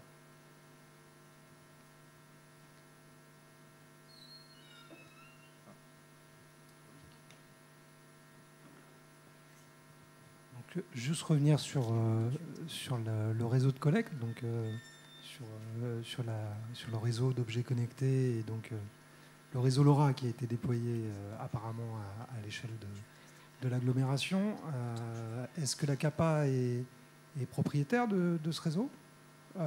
Est-ce que vous envisagez de déployer d'autres cas d'usage autour de cas d'usage qui peuvent s'appuyer et qui permettent de valoriser un réseau de collecte dont la collectivité serait propriétaire? Ou est-ce que, justement, ce réseau de collecte est un réseau de collecte LoRa opéré par Orange? Aujourd'hui, on est sur le réseau Orange. En effet, avec la multiplication des usages, parce que la ville d'Ajaccio et la CAPA ont d'autres projets, notamment les capteurs de stationnement, les capteurs de trafic, demain les capteurs d'inondation. Donc avec la multiplication des usages, c'est tout à fait une question qui va se poser, avec surtout une étude économique, de dire est-ce que c'est intéressant pour nos deux collectivités d'avoir un réseau en propre. Donc très bonne question, et ça va dans le sens de la résilience et l'autonomie. Si je peux juste me permettre de compléter sur la partie réseau, le réseau LoRa n'a pas été déployé spécifiquement. Il est déployé au national et la Corse a une couverture LoRa existante que vous pouvez trouver sur Internet. Donc il n'y a pas eu d'investissement. C'est un réseau sur lequel la CAPA et la ville pouvaient s'appuyer, quoi.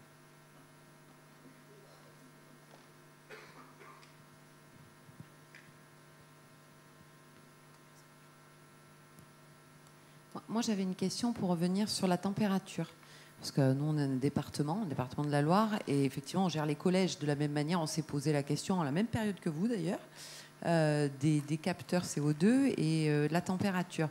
Moi, ce que je trouvais intéressant, c'était parce qu'il y a la faille humaine, ce que vous disiez, c'est-à-dire le soir, on a pu constater, mais ça, c'est du one-shot, en fait, qu'une salle de classe, elle restait tout le temps allumée en chauffage, et donc on avait une consommation. Donc on va régler ce problème-là. Mais il y a quand même la faille humaine. J'ouvre la fenêtre, je monte, le chauffage du coup va monter. Est-ce que vous avez envisagé la suite, c'est-à-dire la connexion à la chaudière peut-être? Dès qu'il y a détection d'une fenêtre ouverte, pouf, ça coupe. Voilà, parce que pour moi, l'avenir, c'est vraiment pas lié à la faille humaine. Et deuxième petite question, mais par curiosité pure, si c'est qu'une histoire de LED pour le CO2 par exemple, est-ce qu'il y a un bip qui alerte l'enseignant qui est super concentré sur son cours normalement, ou pas, parce qu'il peut ne pas le voir aussi? Voilà, par curiosité. Tout à fait. Oui, en général, sur la gestion énergétique des bâtiments, la ville d'Ajaccio souhaite aller plus loin. Donc toutes les solutions qui permettront d'optimiser la consommation énergétique sont à l'étude. Et ce capteur-là, en l'occurrence, ne bip pas. Ce n'est qu'un voyant lumineux. Donc on a tendance à le voir quand il est rouge. Mais en dehors de ça, en effet, si on est en train de travailler dans des sous-groupes et que le capteur est derrière, on risque tout à fait de le louper, oui. Parfait, ben merci. On peut les applaudir, oui. Merci à vous. Alors, j'appelle Loïc pour les bases d'adresses locales.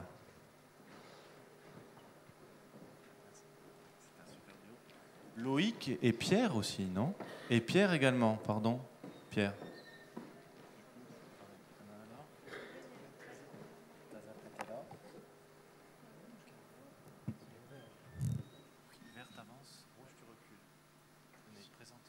Donc, bonjour à tous, je suis Loïc Hailly, je travaille au département numérique de la FNCCR et je suis accompagné avec...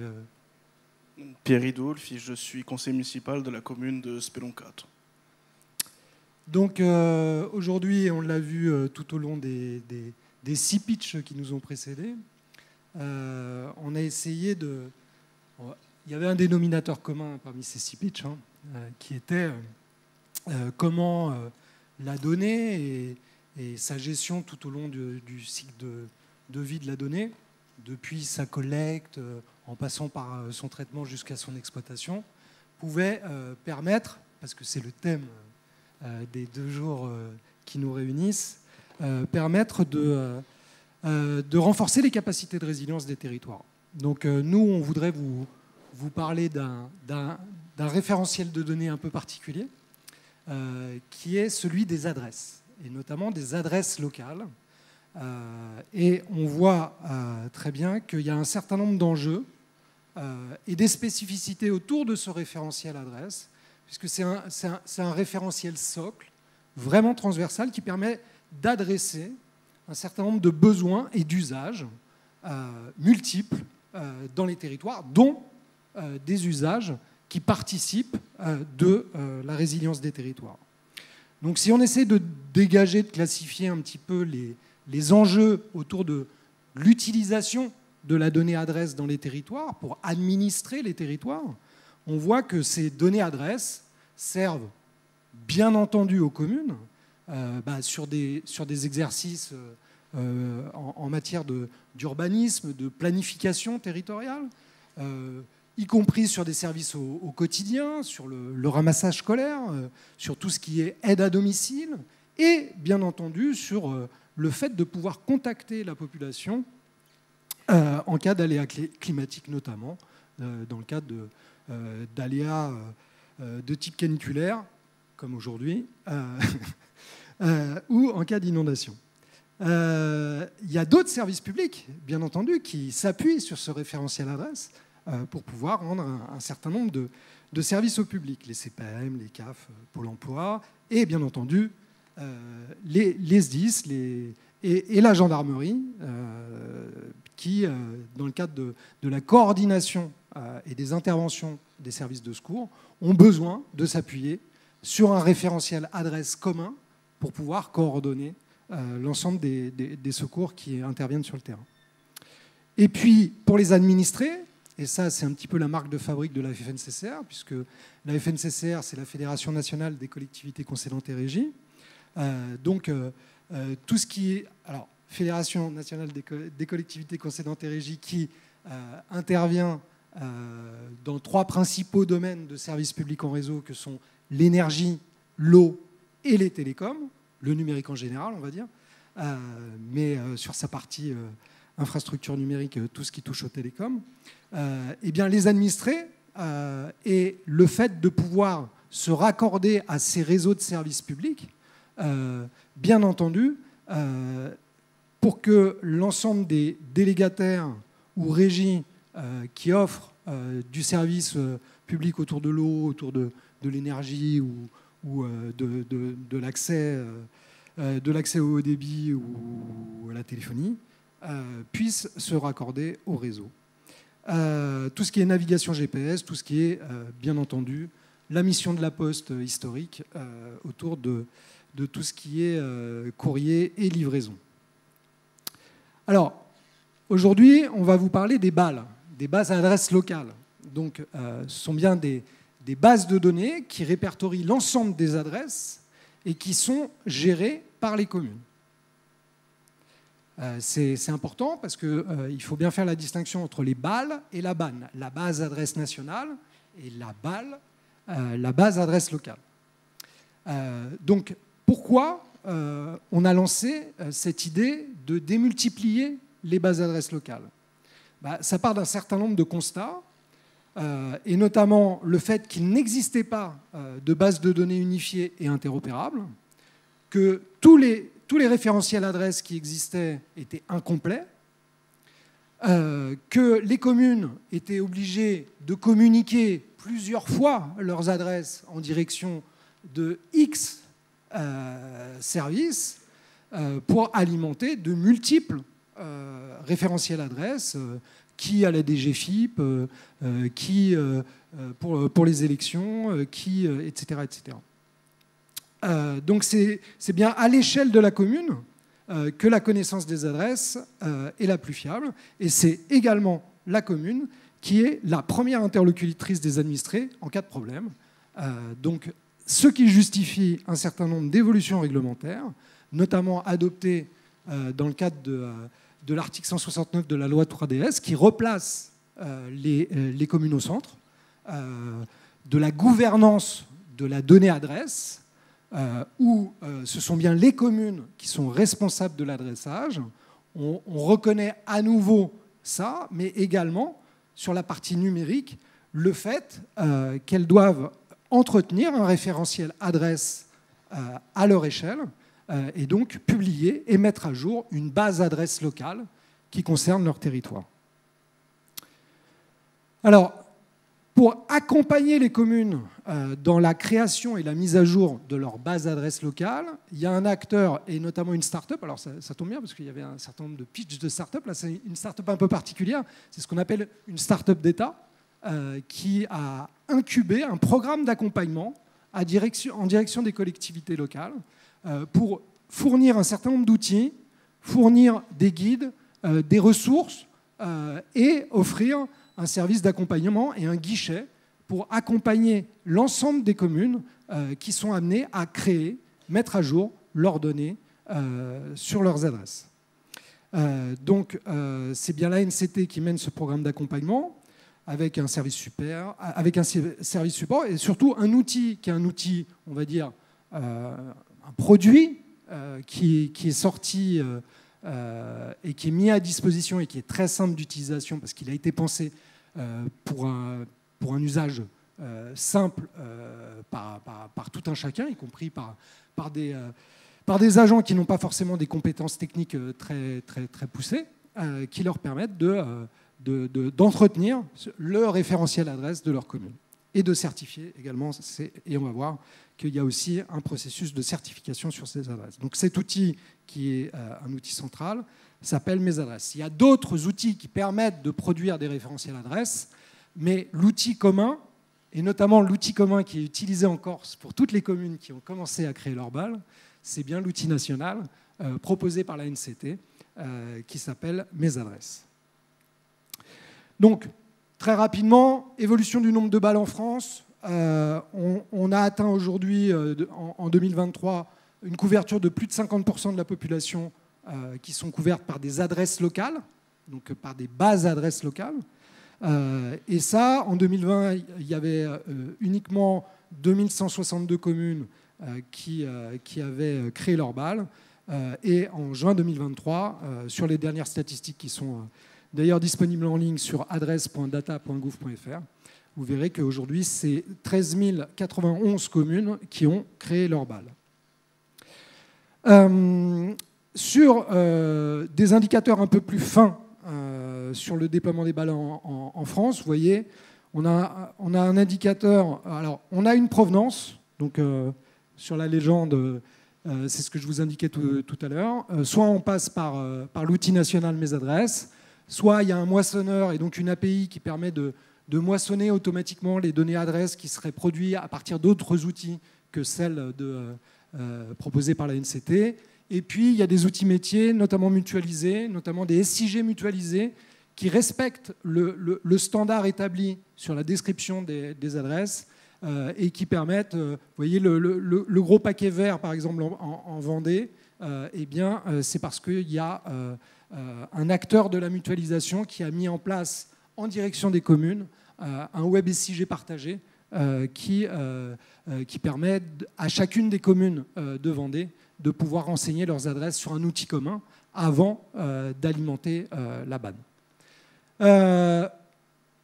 Donc, des indicateurs sur le nombre d'adresses qui sont issues des BAL, sur le nombre de communes couvertes, sur la population couverte et sur, parmi les adresses issues des BAL, celles qui ont été certifiées, c'est-à-dire où le maire ou son représentant a effectivement validé, certifié que les adresses fournies étaient des adresses exactes, et notamment suite aux délibérations des conseils municipaux qui permettent d'entériner la création de nouvelles voies, de nouvelles adresses, de faire des modifications, etc., etc. Alors, juste un petit point de l'état du déploiement des balles en Corse. J'ai repris les mêmes indicateurs uniquement à l'échelle Corse, et vous voyez que tout ce qui est en bleu, eh bien, ce sont les balles qui aujourd'hui couvrent la Corse, et donc toutes ont été créées à partir de l'outil national Mes Adresses. Donc aujourd'hui, je vais passer juste sur les indicateurs en pourcentage. Il y a 43,4% des adresses issues de balles qui sont présentes dans la BAN. Et je vous ai mis un petit retour. Donc c'est assez conforme aux chiffres nationaux, on va dire, puisque c'est 46% en France. On a 33% des communes corses qui ont créé leurs balles. C'est aussi assez conforme, on est à 37% en France. En revanche, on a seulement 17,8% de la population corse qui est couverte par des adresses locales. Et là, on est un petit peu dans le rouge par rapport à l'échelle nationale, puisqu'on est à 37% en France. Et on a, par contre, un indicateur très au vert, c'est sur le taux de certification, puisque 41,6% des adresses issues de balles ont fait l'objet d'une certification, alors que c'est seulement 27% en France. Voilà. Donc, pour ne pas dépasser le temps qui m'est imparti, on va maintenant passer à un exemple, et c'est là que je vais passer la parole à Pierre, puisque Pierre, qui va se présenter, va pouvoir vous expliquer à la fois comment lui, il est intervenu à Speloncat, nous faire un retour d'expérience là-dessus, et peut-être qui débouchera également sur l'accompagnement qu'il fournit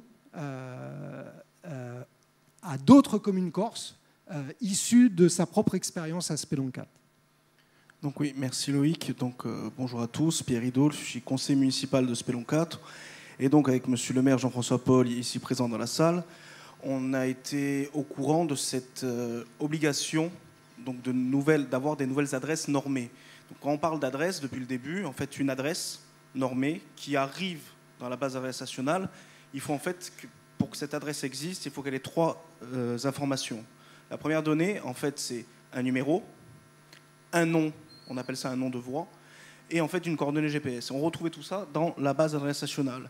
On était au courant de ce besoin au niveau de notre commune, car en fait c'était un besoin obligatoire pour le déploiement de la fibre optique sur notre commune. On s'est chargé du sujet et on est allé, je dirais, normalement, on a découpé notre commune par rapport à notre toponymie, par rapport aux usages que l'on avait, et on a été au courant à un moment donné, une fois qu'on avait donc cette espèce de gros tableau Excel, à savoir donc nom qu'on mettait, pour nous c'était des quartiers, numéros et coordonnées GPS, c'est comment on faisait pour publier cela. Et c'est à l'époque, on est arrivé donc au service donc de la base d'adresse nationale et la base d'adresse locale. On était la première commune de Corse à les contacter. Et de là est arrivé un problème. Le problème était qu'en fait, en France, on demande des noms de voies.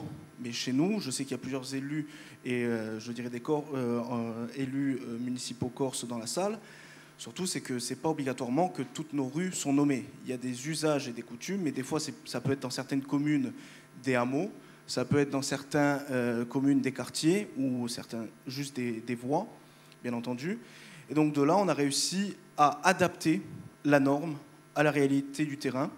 Et donc nous avons pu publier la première base d'adresse locale corse, donc à Speloncat. Ce qu'il faut savoir, belle photo, donc belle idée.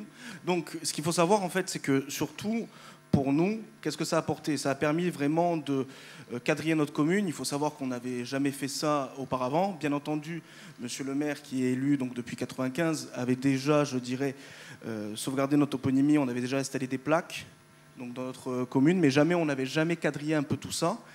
Et la chose et que même pour nous, au niveau des adresses, moi personnellement, j'avais 3 types d'adresses, que ce soit pour EDF, que ce soit pour la Poste, que ce soit après, bien entendu, pour les élections, même sur mon passeport.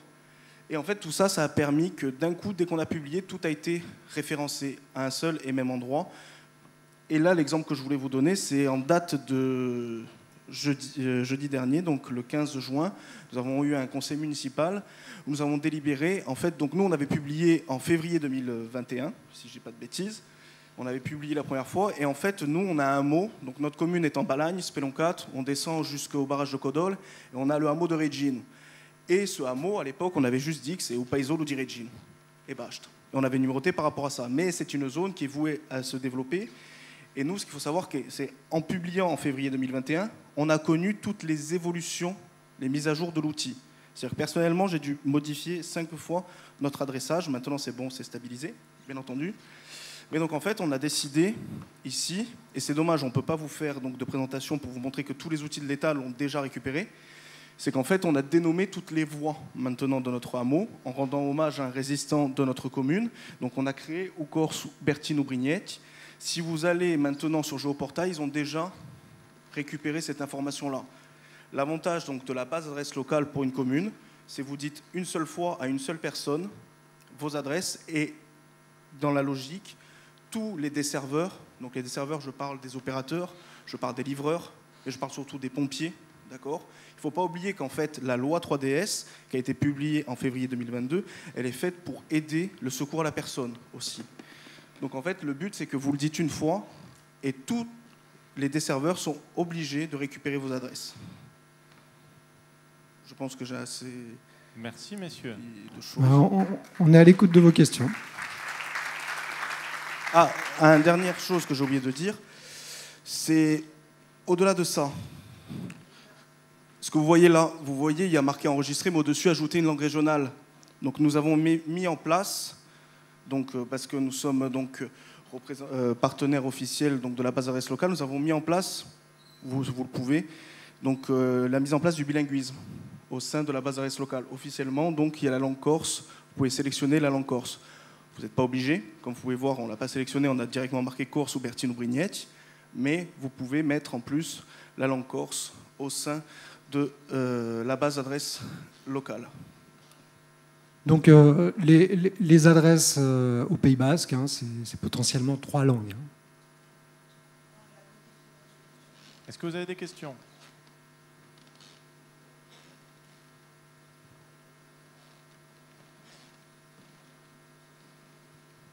Une question pour M. Ridolf. Vous avez consacré combien de temps à cette mise à jour ? Personnellement, donc pour ma commune, ça a été un long travail parce qu'on a été les premiers. Maintenant, je suis capable de le faire pour n'importe quelle commune, donc ça dépend. Nous, ça a été un travail de, je dirais, regroupé, mis tout bout à bout de 3 mois, je dirais, parce qu'il a fallu chercher la logique, comment la découper. Il faut savoir qu'à l'époque, moi, je ne savais pas que ce site existait. Donc je suis allé sur Google Earth, j'ai récupéré archaïquement tous les points, copié, mis dans une colonne, copié, mis dans une colonne, etc. Donc oui, ça a mis 3 mois. Maintenant, une même commune, je suis capable de le faire en 3 fois moins de temps.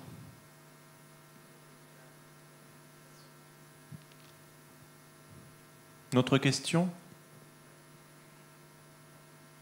Non, mais merci.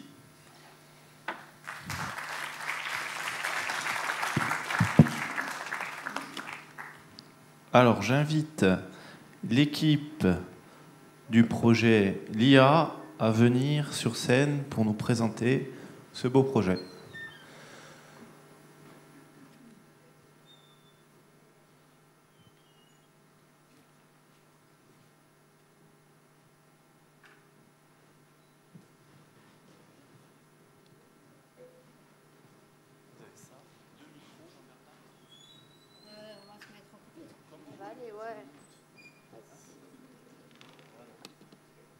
Je vous laisse prendre la main, vous présenter, et c'est parti pour 15 minutes. Voilà, on vous promet, on va respecter le temps, parce que vous aviez espoir que c'était fini, mais non, il y avait la petite surprise à la fin. Donc, merci en tout cas aux organisateurs, bien entendu, de nous avoir invités un petit peu in extremis, puisque on a effectivement déposé notre projet par rapport à l'appel d'offres ANR sur les territoires intelligents et durables. Donc, vous voyez les dates indiquées. On a été lauréat avec nos amis qui sont présents aussi donc, depuis un petit mois, me semble. Normalement, on devrait démarrer à partir du mois de septembre pour 3 ans. Donc, c'est un projet, on va dire, relativement court quand même. Donc, on le présente en équipe, non pas parce que voilà, on veut effectivement tous apparaître sur la scène, mais simplement parce que je pense que ça a été aussi la force du projet, c'est-à-dire qu'on a voulu y aller avec à la fois un territoire, donc la commune de Portiuet, l'interco de l'extrême sud, pour avoir aussi un élargissement, on va dire, de l'observation. Donc, une commune, une interco avec l'expression des besoins de cette commune et de cette interco. Ensuite, des acteurs scientifiques, l'Université de Corse, également des opérateurs qui sont par exemple le SDE, donc pour le syndicat d'énergie, Corse du Sud. Donc, on y est allé en consortium avec à la fois territoire, on va dire expertise scientifique, et faisabilité ensuite technique et technologique. La question du LIA, du PIA, c'était effectivement pour nous très important. Voilà. Quelques éléments de contexte, juste pour résumer, parce que je pense que vous connaissez grosso modo notre problématique, notamment sur la ville de Portiuet, mais qui évidemment est exemplaire, on va dire, à d'autres communes en Corse et ailleurs, de la question des pics de saisonnalité. Donc, avec un territoire qui présentait un certain nombre de caractéristiques difficiles à gérer. Nous, notre question en tant qu'élus et en tant que gouvernance politique, c'était comment gérer un territoire comme celui de Portiuet, avec ses écarts, avec ses problématiques d'assainissement, d'alimentation en eau, avec ses problématiques de parking, de flux, etc. Comment gérer ce territoire, je veux le dire rapidement, autrement qu'au doigt mouillé tous les matins. Voilà. Donc, comment on pouvait mettre en place une architecture avec vraiment un ensemble de données fiabilisées qui puissent remonter et nous aider à la décision, non seulement en cas d'urgence, mais bien avant, en amont, pour prendre un certain nombre de décisions. Donc c'était important pour nous qu'on essaye de structurer ce territoire et d'apporter vraiment une observation qui soit importante. Donc les effets, vous les connaissez de façon générale. Alors les effets, on les liste souvent en termes évidemment d'impact sur les déchets, sur le parking, sur etc. Mais quand même, on va dire, sur la population, ça on arrive moins bien à le mesurer, mais c'est réel. La commune de Portiuet, l'extrême sud, la Corse en général, bénéficie, on va dire, d'un environnement particulièrement favorable. Voilà, c'est très beau, c'est ces paysages, c'est des endroits où il fait bon vivre.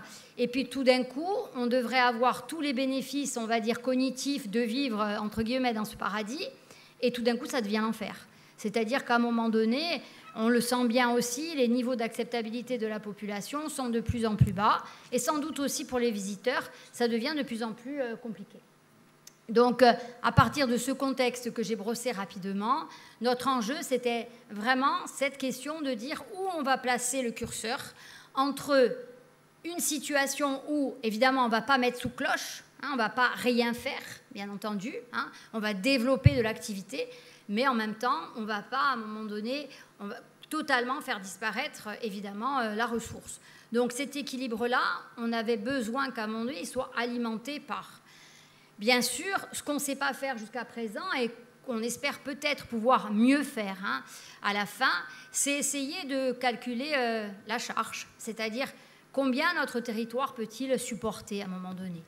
Donc je pense que c'est important, et pour vous donner juste un chiffre, parce que tout à l'heure, avec le DGS de la commune, Michel Mattei, qui est là aujourd'hui aussi, on est allé à la préfecture de Corse pour justement plaider, on va dire, le passage de la Portiuet en commune touristique. Mais pour vous donner une idée, il y a un indicateur qui vous permet de passer, c'est quand vous avez à peu près 10 000 habitants, à 4,5 de taux d'hébergement, vous passez en commune. Nous, on est à 534%. Voilà. Donc, à un moment donné, et la courbe aujourd'hui indique un dépassement de 600. Donc, quand on dit qu'on a affaire à des pics, je crois que même le terme est un peu faible.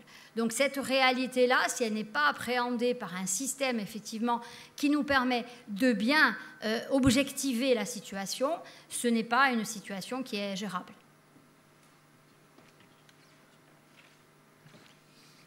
Donc, pour compléter sur les propos de Mme Verdogne, qui était due à la mairie de Porto-Vecchio, l'Université de Corse s'est positionnée sur une thématique de la résilience.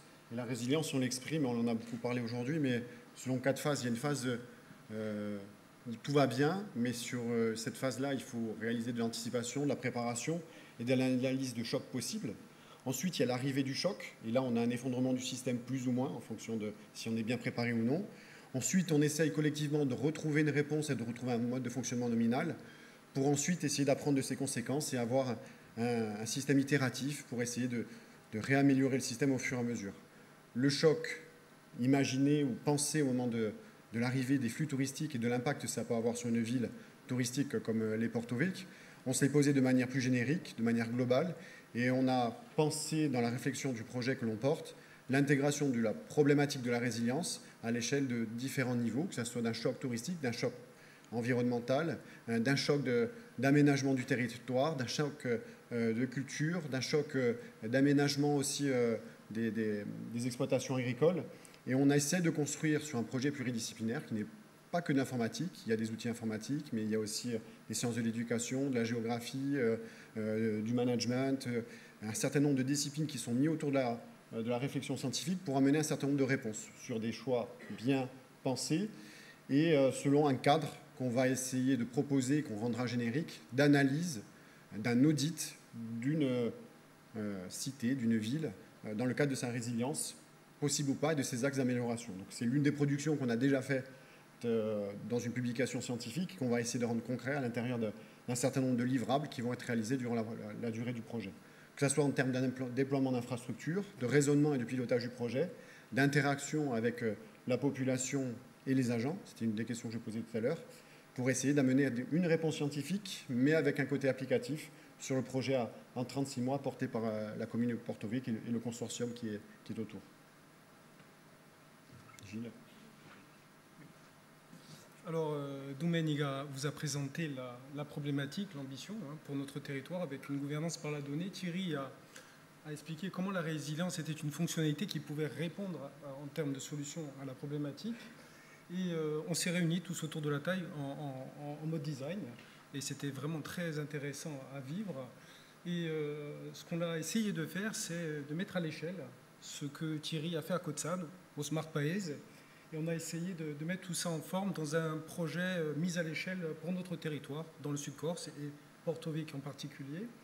On a proposé un découpage de notre projet en work package, donc en bloc de travail.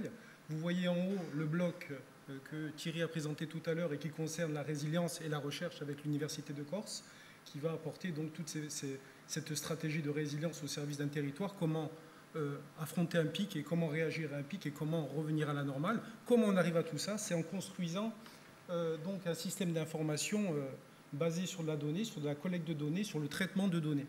En face de la résilience, vous voyez un bloc de travail qui est stratégique pour nous et qui est très technologique. J'en parlerai pas beaucoup parce que c'est pas très intéressant à ce niveau-là. Et on n'a pas encore les solutions. Il y a beaucoup d'AMO dans le projet qui va venir un petit peu nous accompagner pour bien préciser la solution technologique à implanter dans ce projet-là. L'urbanisation du SI, c'est ici qu'on va parler de gouvernance de la donnée. C'est là qu'on va parler de lac de données, d'entrepôt de données, d'hyperviseur territorial. C'est ici qu'il y aura le data analyst, comment la fonction data va s'installer dans l'institution. Au-dessus de ce bloc de travail et entre la résilience et l'urbanisation du SI, vous avez le bloc de travail qui concerne tous les cas d'usage. Alors on l'avait imaginé en mettre plein au début, mais en 36 mois on n'aura pas le temps de tout faire. On a choisi 3-4 cas d'usage qui étaient vraiment très représentatifs et qu'il était opportun chez nous de mettre en œuvre parce qu'il y avait une opportunité sur des projets qu'on lançait en parallèle et qui étaient dans les tiroirs et qui étaient prêts à sortir. Et on a fait ce choix d'implanter l'éclairage public, la gestion des déchets, l'environnement, la mobilité, le stationnement. Donc je vais vous décrire un petit peu comment tout ça, ça s'imbrique et pourquoi il est important de se lancer dans une stratégie d'urbanisation du SI. Et puis ensuite, Pierre-Xavier prendra la parole pour vous parler un petit peu de ce qui encadre le projet donc le pilotage et le territoire apprenant.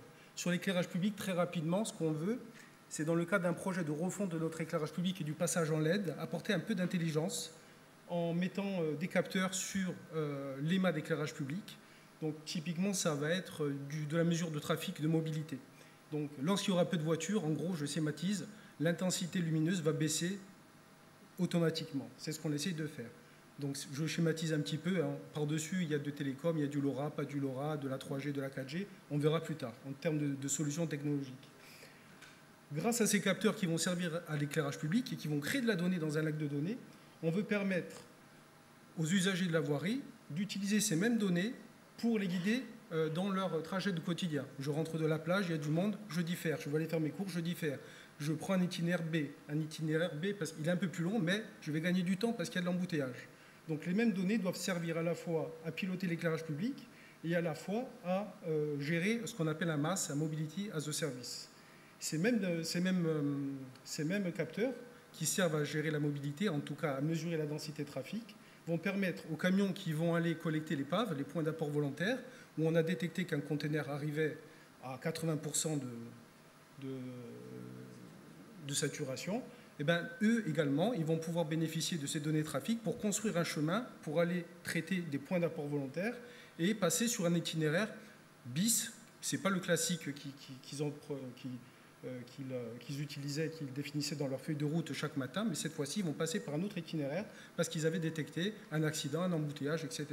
Donc vous voyez que là ce qu'on essaie de construire, c'est un système d'information centré sur la donnée, sur les process qui traitent la donnée, dans un cadre d'urbanisation qui permettra de réutiliser les capteurs, la donnée, au service de plusieurs cas d'usage. Et ensuite, ce qu'on veut faire, c'est prouver que ces cas d'usage fonctionnent bien sur le système d'information qu'on aura construit et rajouter d'autres cas d'usage, toujours basés sur le même système d'information. Et on aura, je pense, réussi notre prouesse technologique, je dirais entre guillemets. Je vais prendre ce micro-là, c'est plus simple. On a décrit ces work packages. Dans le cahier des charges de l'appel à projet, il y avait quand même une grosse question sur la gouvernance et sur l'implication citoyenne des acteurs du territoire. Et donc on s'est vraiment attaché à travailler ces deux volets-là. Tout d'abord à travers le territoire apprenant, parce qu'une fois qu'on a fait tous ces cas d'usage, qu'est-ce qu'on en fait sur le territoire? Comment on le diffuse? Comment les habitants, les entreprises, les acteurs qui l'occupent s'en saisissent et utilisent cela? Donc dans ce work package, il y a à la fois toutes les actions liées à la formation, que ce soit des élus, des dirigeants, des membres du consortium, et des agents, mais aussi de la population, à travers de la médiation, à travers des actions dans les écoles, à travers des événements, qui va permettre d'inclure les populations et surtout de gagner la confiance. Parce que quand on va installer des capteurs, il faut pouvoir expliquer que ces capteurs ne vont pas les traquer dans leur trajet du quotidien, mais qui sont là pour les servir, et dès le plus jeune âge. Et on a aussi travaillé sur le pilotage, justement avec cette question de l'inclusion et de la confiance. On reviendra après là-dessus, en travaillant sur justement cette comitologie, parce qu'il va falloir cadencer le projet sur 36 mois, vérifier que bien sûr tous les acteurs sont engagés, et donc on a prévu un comité stratégique qui se réunira, qui réunit les dirigeants du consortium, mais aussi des médias, que ce soit médias corse et médias spécialisés, pour pouvoir aussi assurer la communication, l'évaluation, le suivi de l'ensemble des actions menées dans le cadre de l'IA. Un comité opérationnel, bien sûr, qui anime les work packages, qui assure que l'application de la stratégie et le niveau d'implication des agents. Et enfin, un comité citoyen qui sera incarné dans ce qui a été créé par la ville. On a Consulta Paesana, donc un conseil économique, social, environnemental local, que l'on va réunir sur plusieurs collèges avec des socioprofessionnels, des citoyens, des acteurs associatifs, que l'on réunira pour aussi définir avec nous les cas d'usage et leur expliquer et qu'ils se saisissent des actions qui sont menées dans le cadre de l'IA. Peut-être que Gilles, tu peux revenir sur ces chiffres-là. Oui, alors très rapidement, le budget environ 5 millions d'euros, un peu plus. Pour vous montrer un petit peu l'effort qu'on va réaliser dans ce projet en termes de RH, plus d'1 million d'euros. avec un chef de projet, avec un monsieur, madame data, donc un spécialiste de la data. On parle de data scientist en général. On a aussi 2 thèses qui vont être menées à l'université sur ce projet-là. Et encore deux équivalents temps plein également qui vont travailler. Donc une belle petite équipe à coordonner. En termes d'AMO, un peu plus de 500 000 euros d'AMO. Donc on aura besoin d'expertise extérieure qui vont venir nous accompagner sur des choix, sur la méthodologie, sur l'évaluation du dispositif en général. Il faut savoir que le PIA, autour de cet appel à projet, il y a un règlement, il y a un cadre administratif, il y a beaucoup de contraintes aussi. Donc on se prépare à tout ça. En termes de recherche et développement, 400 000 euros, c'est les 2 thèses qui vont venir être financées par le projet. Et pour vous donner un ordre d'idée, donc sur les 5 millions d'euros, 1,5 million d'euros vont être focalisés sur l'urbanisation du système d'information, donc hyperviseur territorial, gestion de la data, cycle de vie, sécurité, développement d'infrastructures, d'un réseau peut-être LoRa propriétaire. Voilà, il y a beaucoup d'investissements là sur ce work package d'urbanisation du SI qui pourra, avec une bonne documentation, permettre une forme de capitalisation. C'est aussi un des enjeux du PIA 4. Merci. Merci.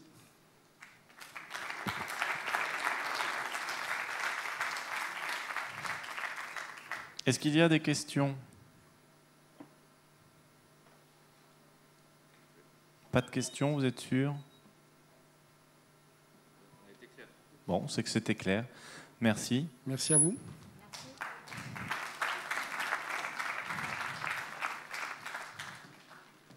Alors moi, en revanche, j'ai une question pour la salle. Il est 5h moins 5. Normalement, on aurait dû finir, mais je vais vous faire voter. Comme il fallait prévoir éventuellement l'absence d'un pitcher, on a un pitcher backup qui est là depuis ce matin. Est-ce qu'on peut prendre encore 10 minutes pour le voir pitcher?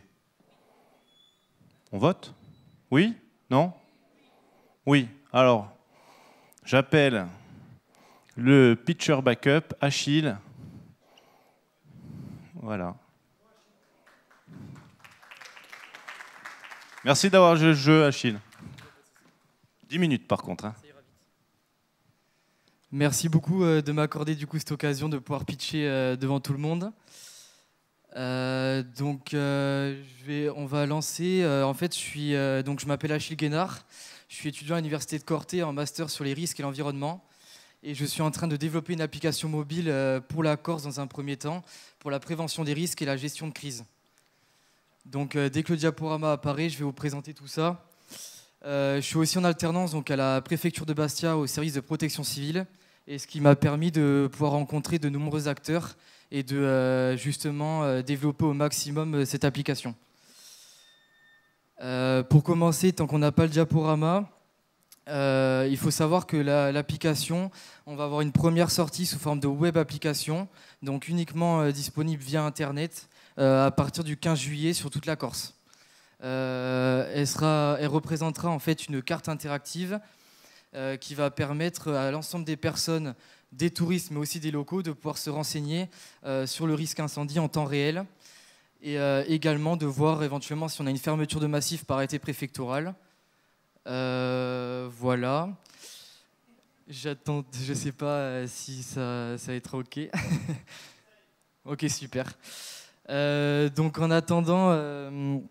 Pour résumer un petit peu l'application, en fait, le but de cette application, ça va être vraiment de rendre le territoire plus sûr, plus autonome, mais surtout de faire participer chaque citoyen à sa propre sécurité. Le but, c'est que tous les citoyens puissent devenir un relais pour les services de secours et ainsi réduire le délai qu'on a pour une intervention, mais également d'améliorer la prise en charge de cet événement-là. Achille. Oui. Ah, ça arrive. Il n'y a pas sous forme de PowerPoint? Non, apparemment, il y a un problème de fichier corrompu. On a subi une attaque cyber. Où est Christophe? Non, le fichier est illisible. Donc, nous te laissons 5 minutes pour nous faire vivre l'appli dans notre imaginaire. Bon, sans photo, ça va être compliqué, mais on va essayer de jouer du coup sur votre imaginaire. En fait, voilà, il faut imaginer que vous aurez une carte interactive, un fond Google Maps, tout simplement, par-dessus laquelle on va rajouter les couches, les zones météo du risque incendie. Par-dessus cette couche-là, on va rajouter également les 29 massifs remarquables de Corse. Et en fait, on aura des informations sur chacun des massifs. Ça, c'est le premier onglet. Il y aura un onglet aussi, on va pouvoir aller voir, ça va être super beau, il faut l'imaginer. On va pouvoir se sensibiliser pour adopter un bon comportement face à un événement majeur. Typiquement, qu'est-ce qu'il faut faire en cas d'incendie ? Qu'est-ce qu'on doit faire en cas de grosse inondation ? Qu'est-ce qu'on doit faire en cas de présence de maladies vectorielles sur le territoire, etc. etc. Il y a 2 autres fonctionnalités qui sont importantes avec l'application. C'est on peut se prévenir, mais on peut également être alerté et alerter les pompiers. Donc l'avantage d'alerter via l'application les sapeurs-pompiers, c'est que vous allez pouvoir prendre une photo de l'événement qui est en cours, mais également pouvoir appeler et être localisé en temps réel. Donc ça va permettre, c'est ce que je vous disais tout à l'heure, de réduire le délai d'intervention, mais également d'approprier les moyens utilisés par les sapeurs-pompiers pour venir vous secourir. La 3e fonctionnalité, c'est la réception de l'alerte. Donc la réception de l'alerte, ce qui est intéressant, c'est que tout au long de la saison estivale, vous allez pouvoir recevoir des alertes sur votre téléphone pour vous dire, voilà, on a un massif par exemple qui a été fermé exceptionnellement par arrêté préfectoral, vous avez une vigilance météo, voilà, tout ce qui peut toucher vraiment au territoire concernant la prévention des risques et la gestion des risques. Voilà. Est-ce que vous avez des questions ? J'espère que votre imaginaire a fait le 3/4 du travail. Et voilà. On peut te dire merci, Achille, pour avoir fait ça sans présentation.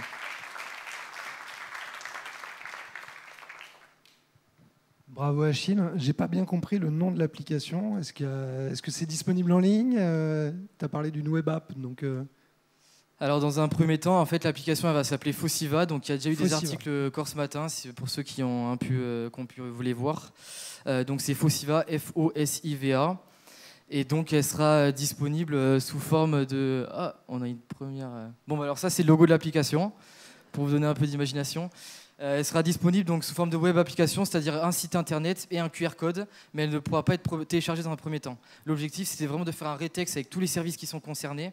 Donc il y en a de nombreux, je ne vais pas vous faire une liste à l'après-vert, tous les services de la Corse, mais de faire un rétexte pour après fonder vraiment l'application mobile qui sera téléchargeable sur les Play Store, donc l'Apple Store et les Play Store, pour tout le monde gratuitement. Voilà. J'espère que j'ai répondu à la question. Est-ce qu'il y a d'autres questions ? Mais non, mais alors merci Achille. Merci à tout le monde. Et pardonnez ce petit bug informatique. Donc nous sommes à la fin de la séance de pitching. Il est 5 heures, c'est parfait. La journée 1 est terminée. Donc rendez-vous pour ceux qui le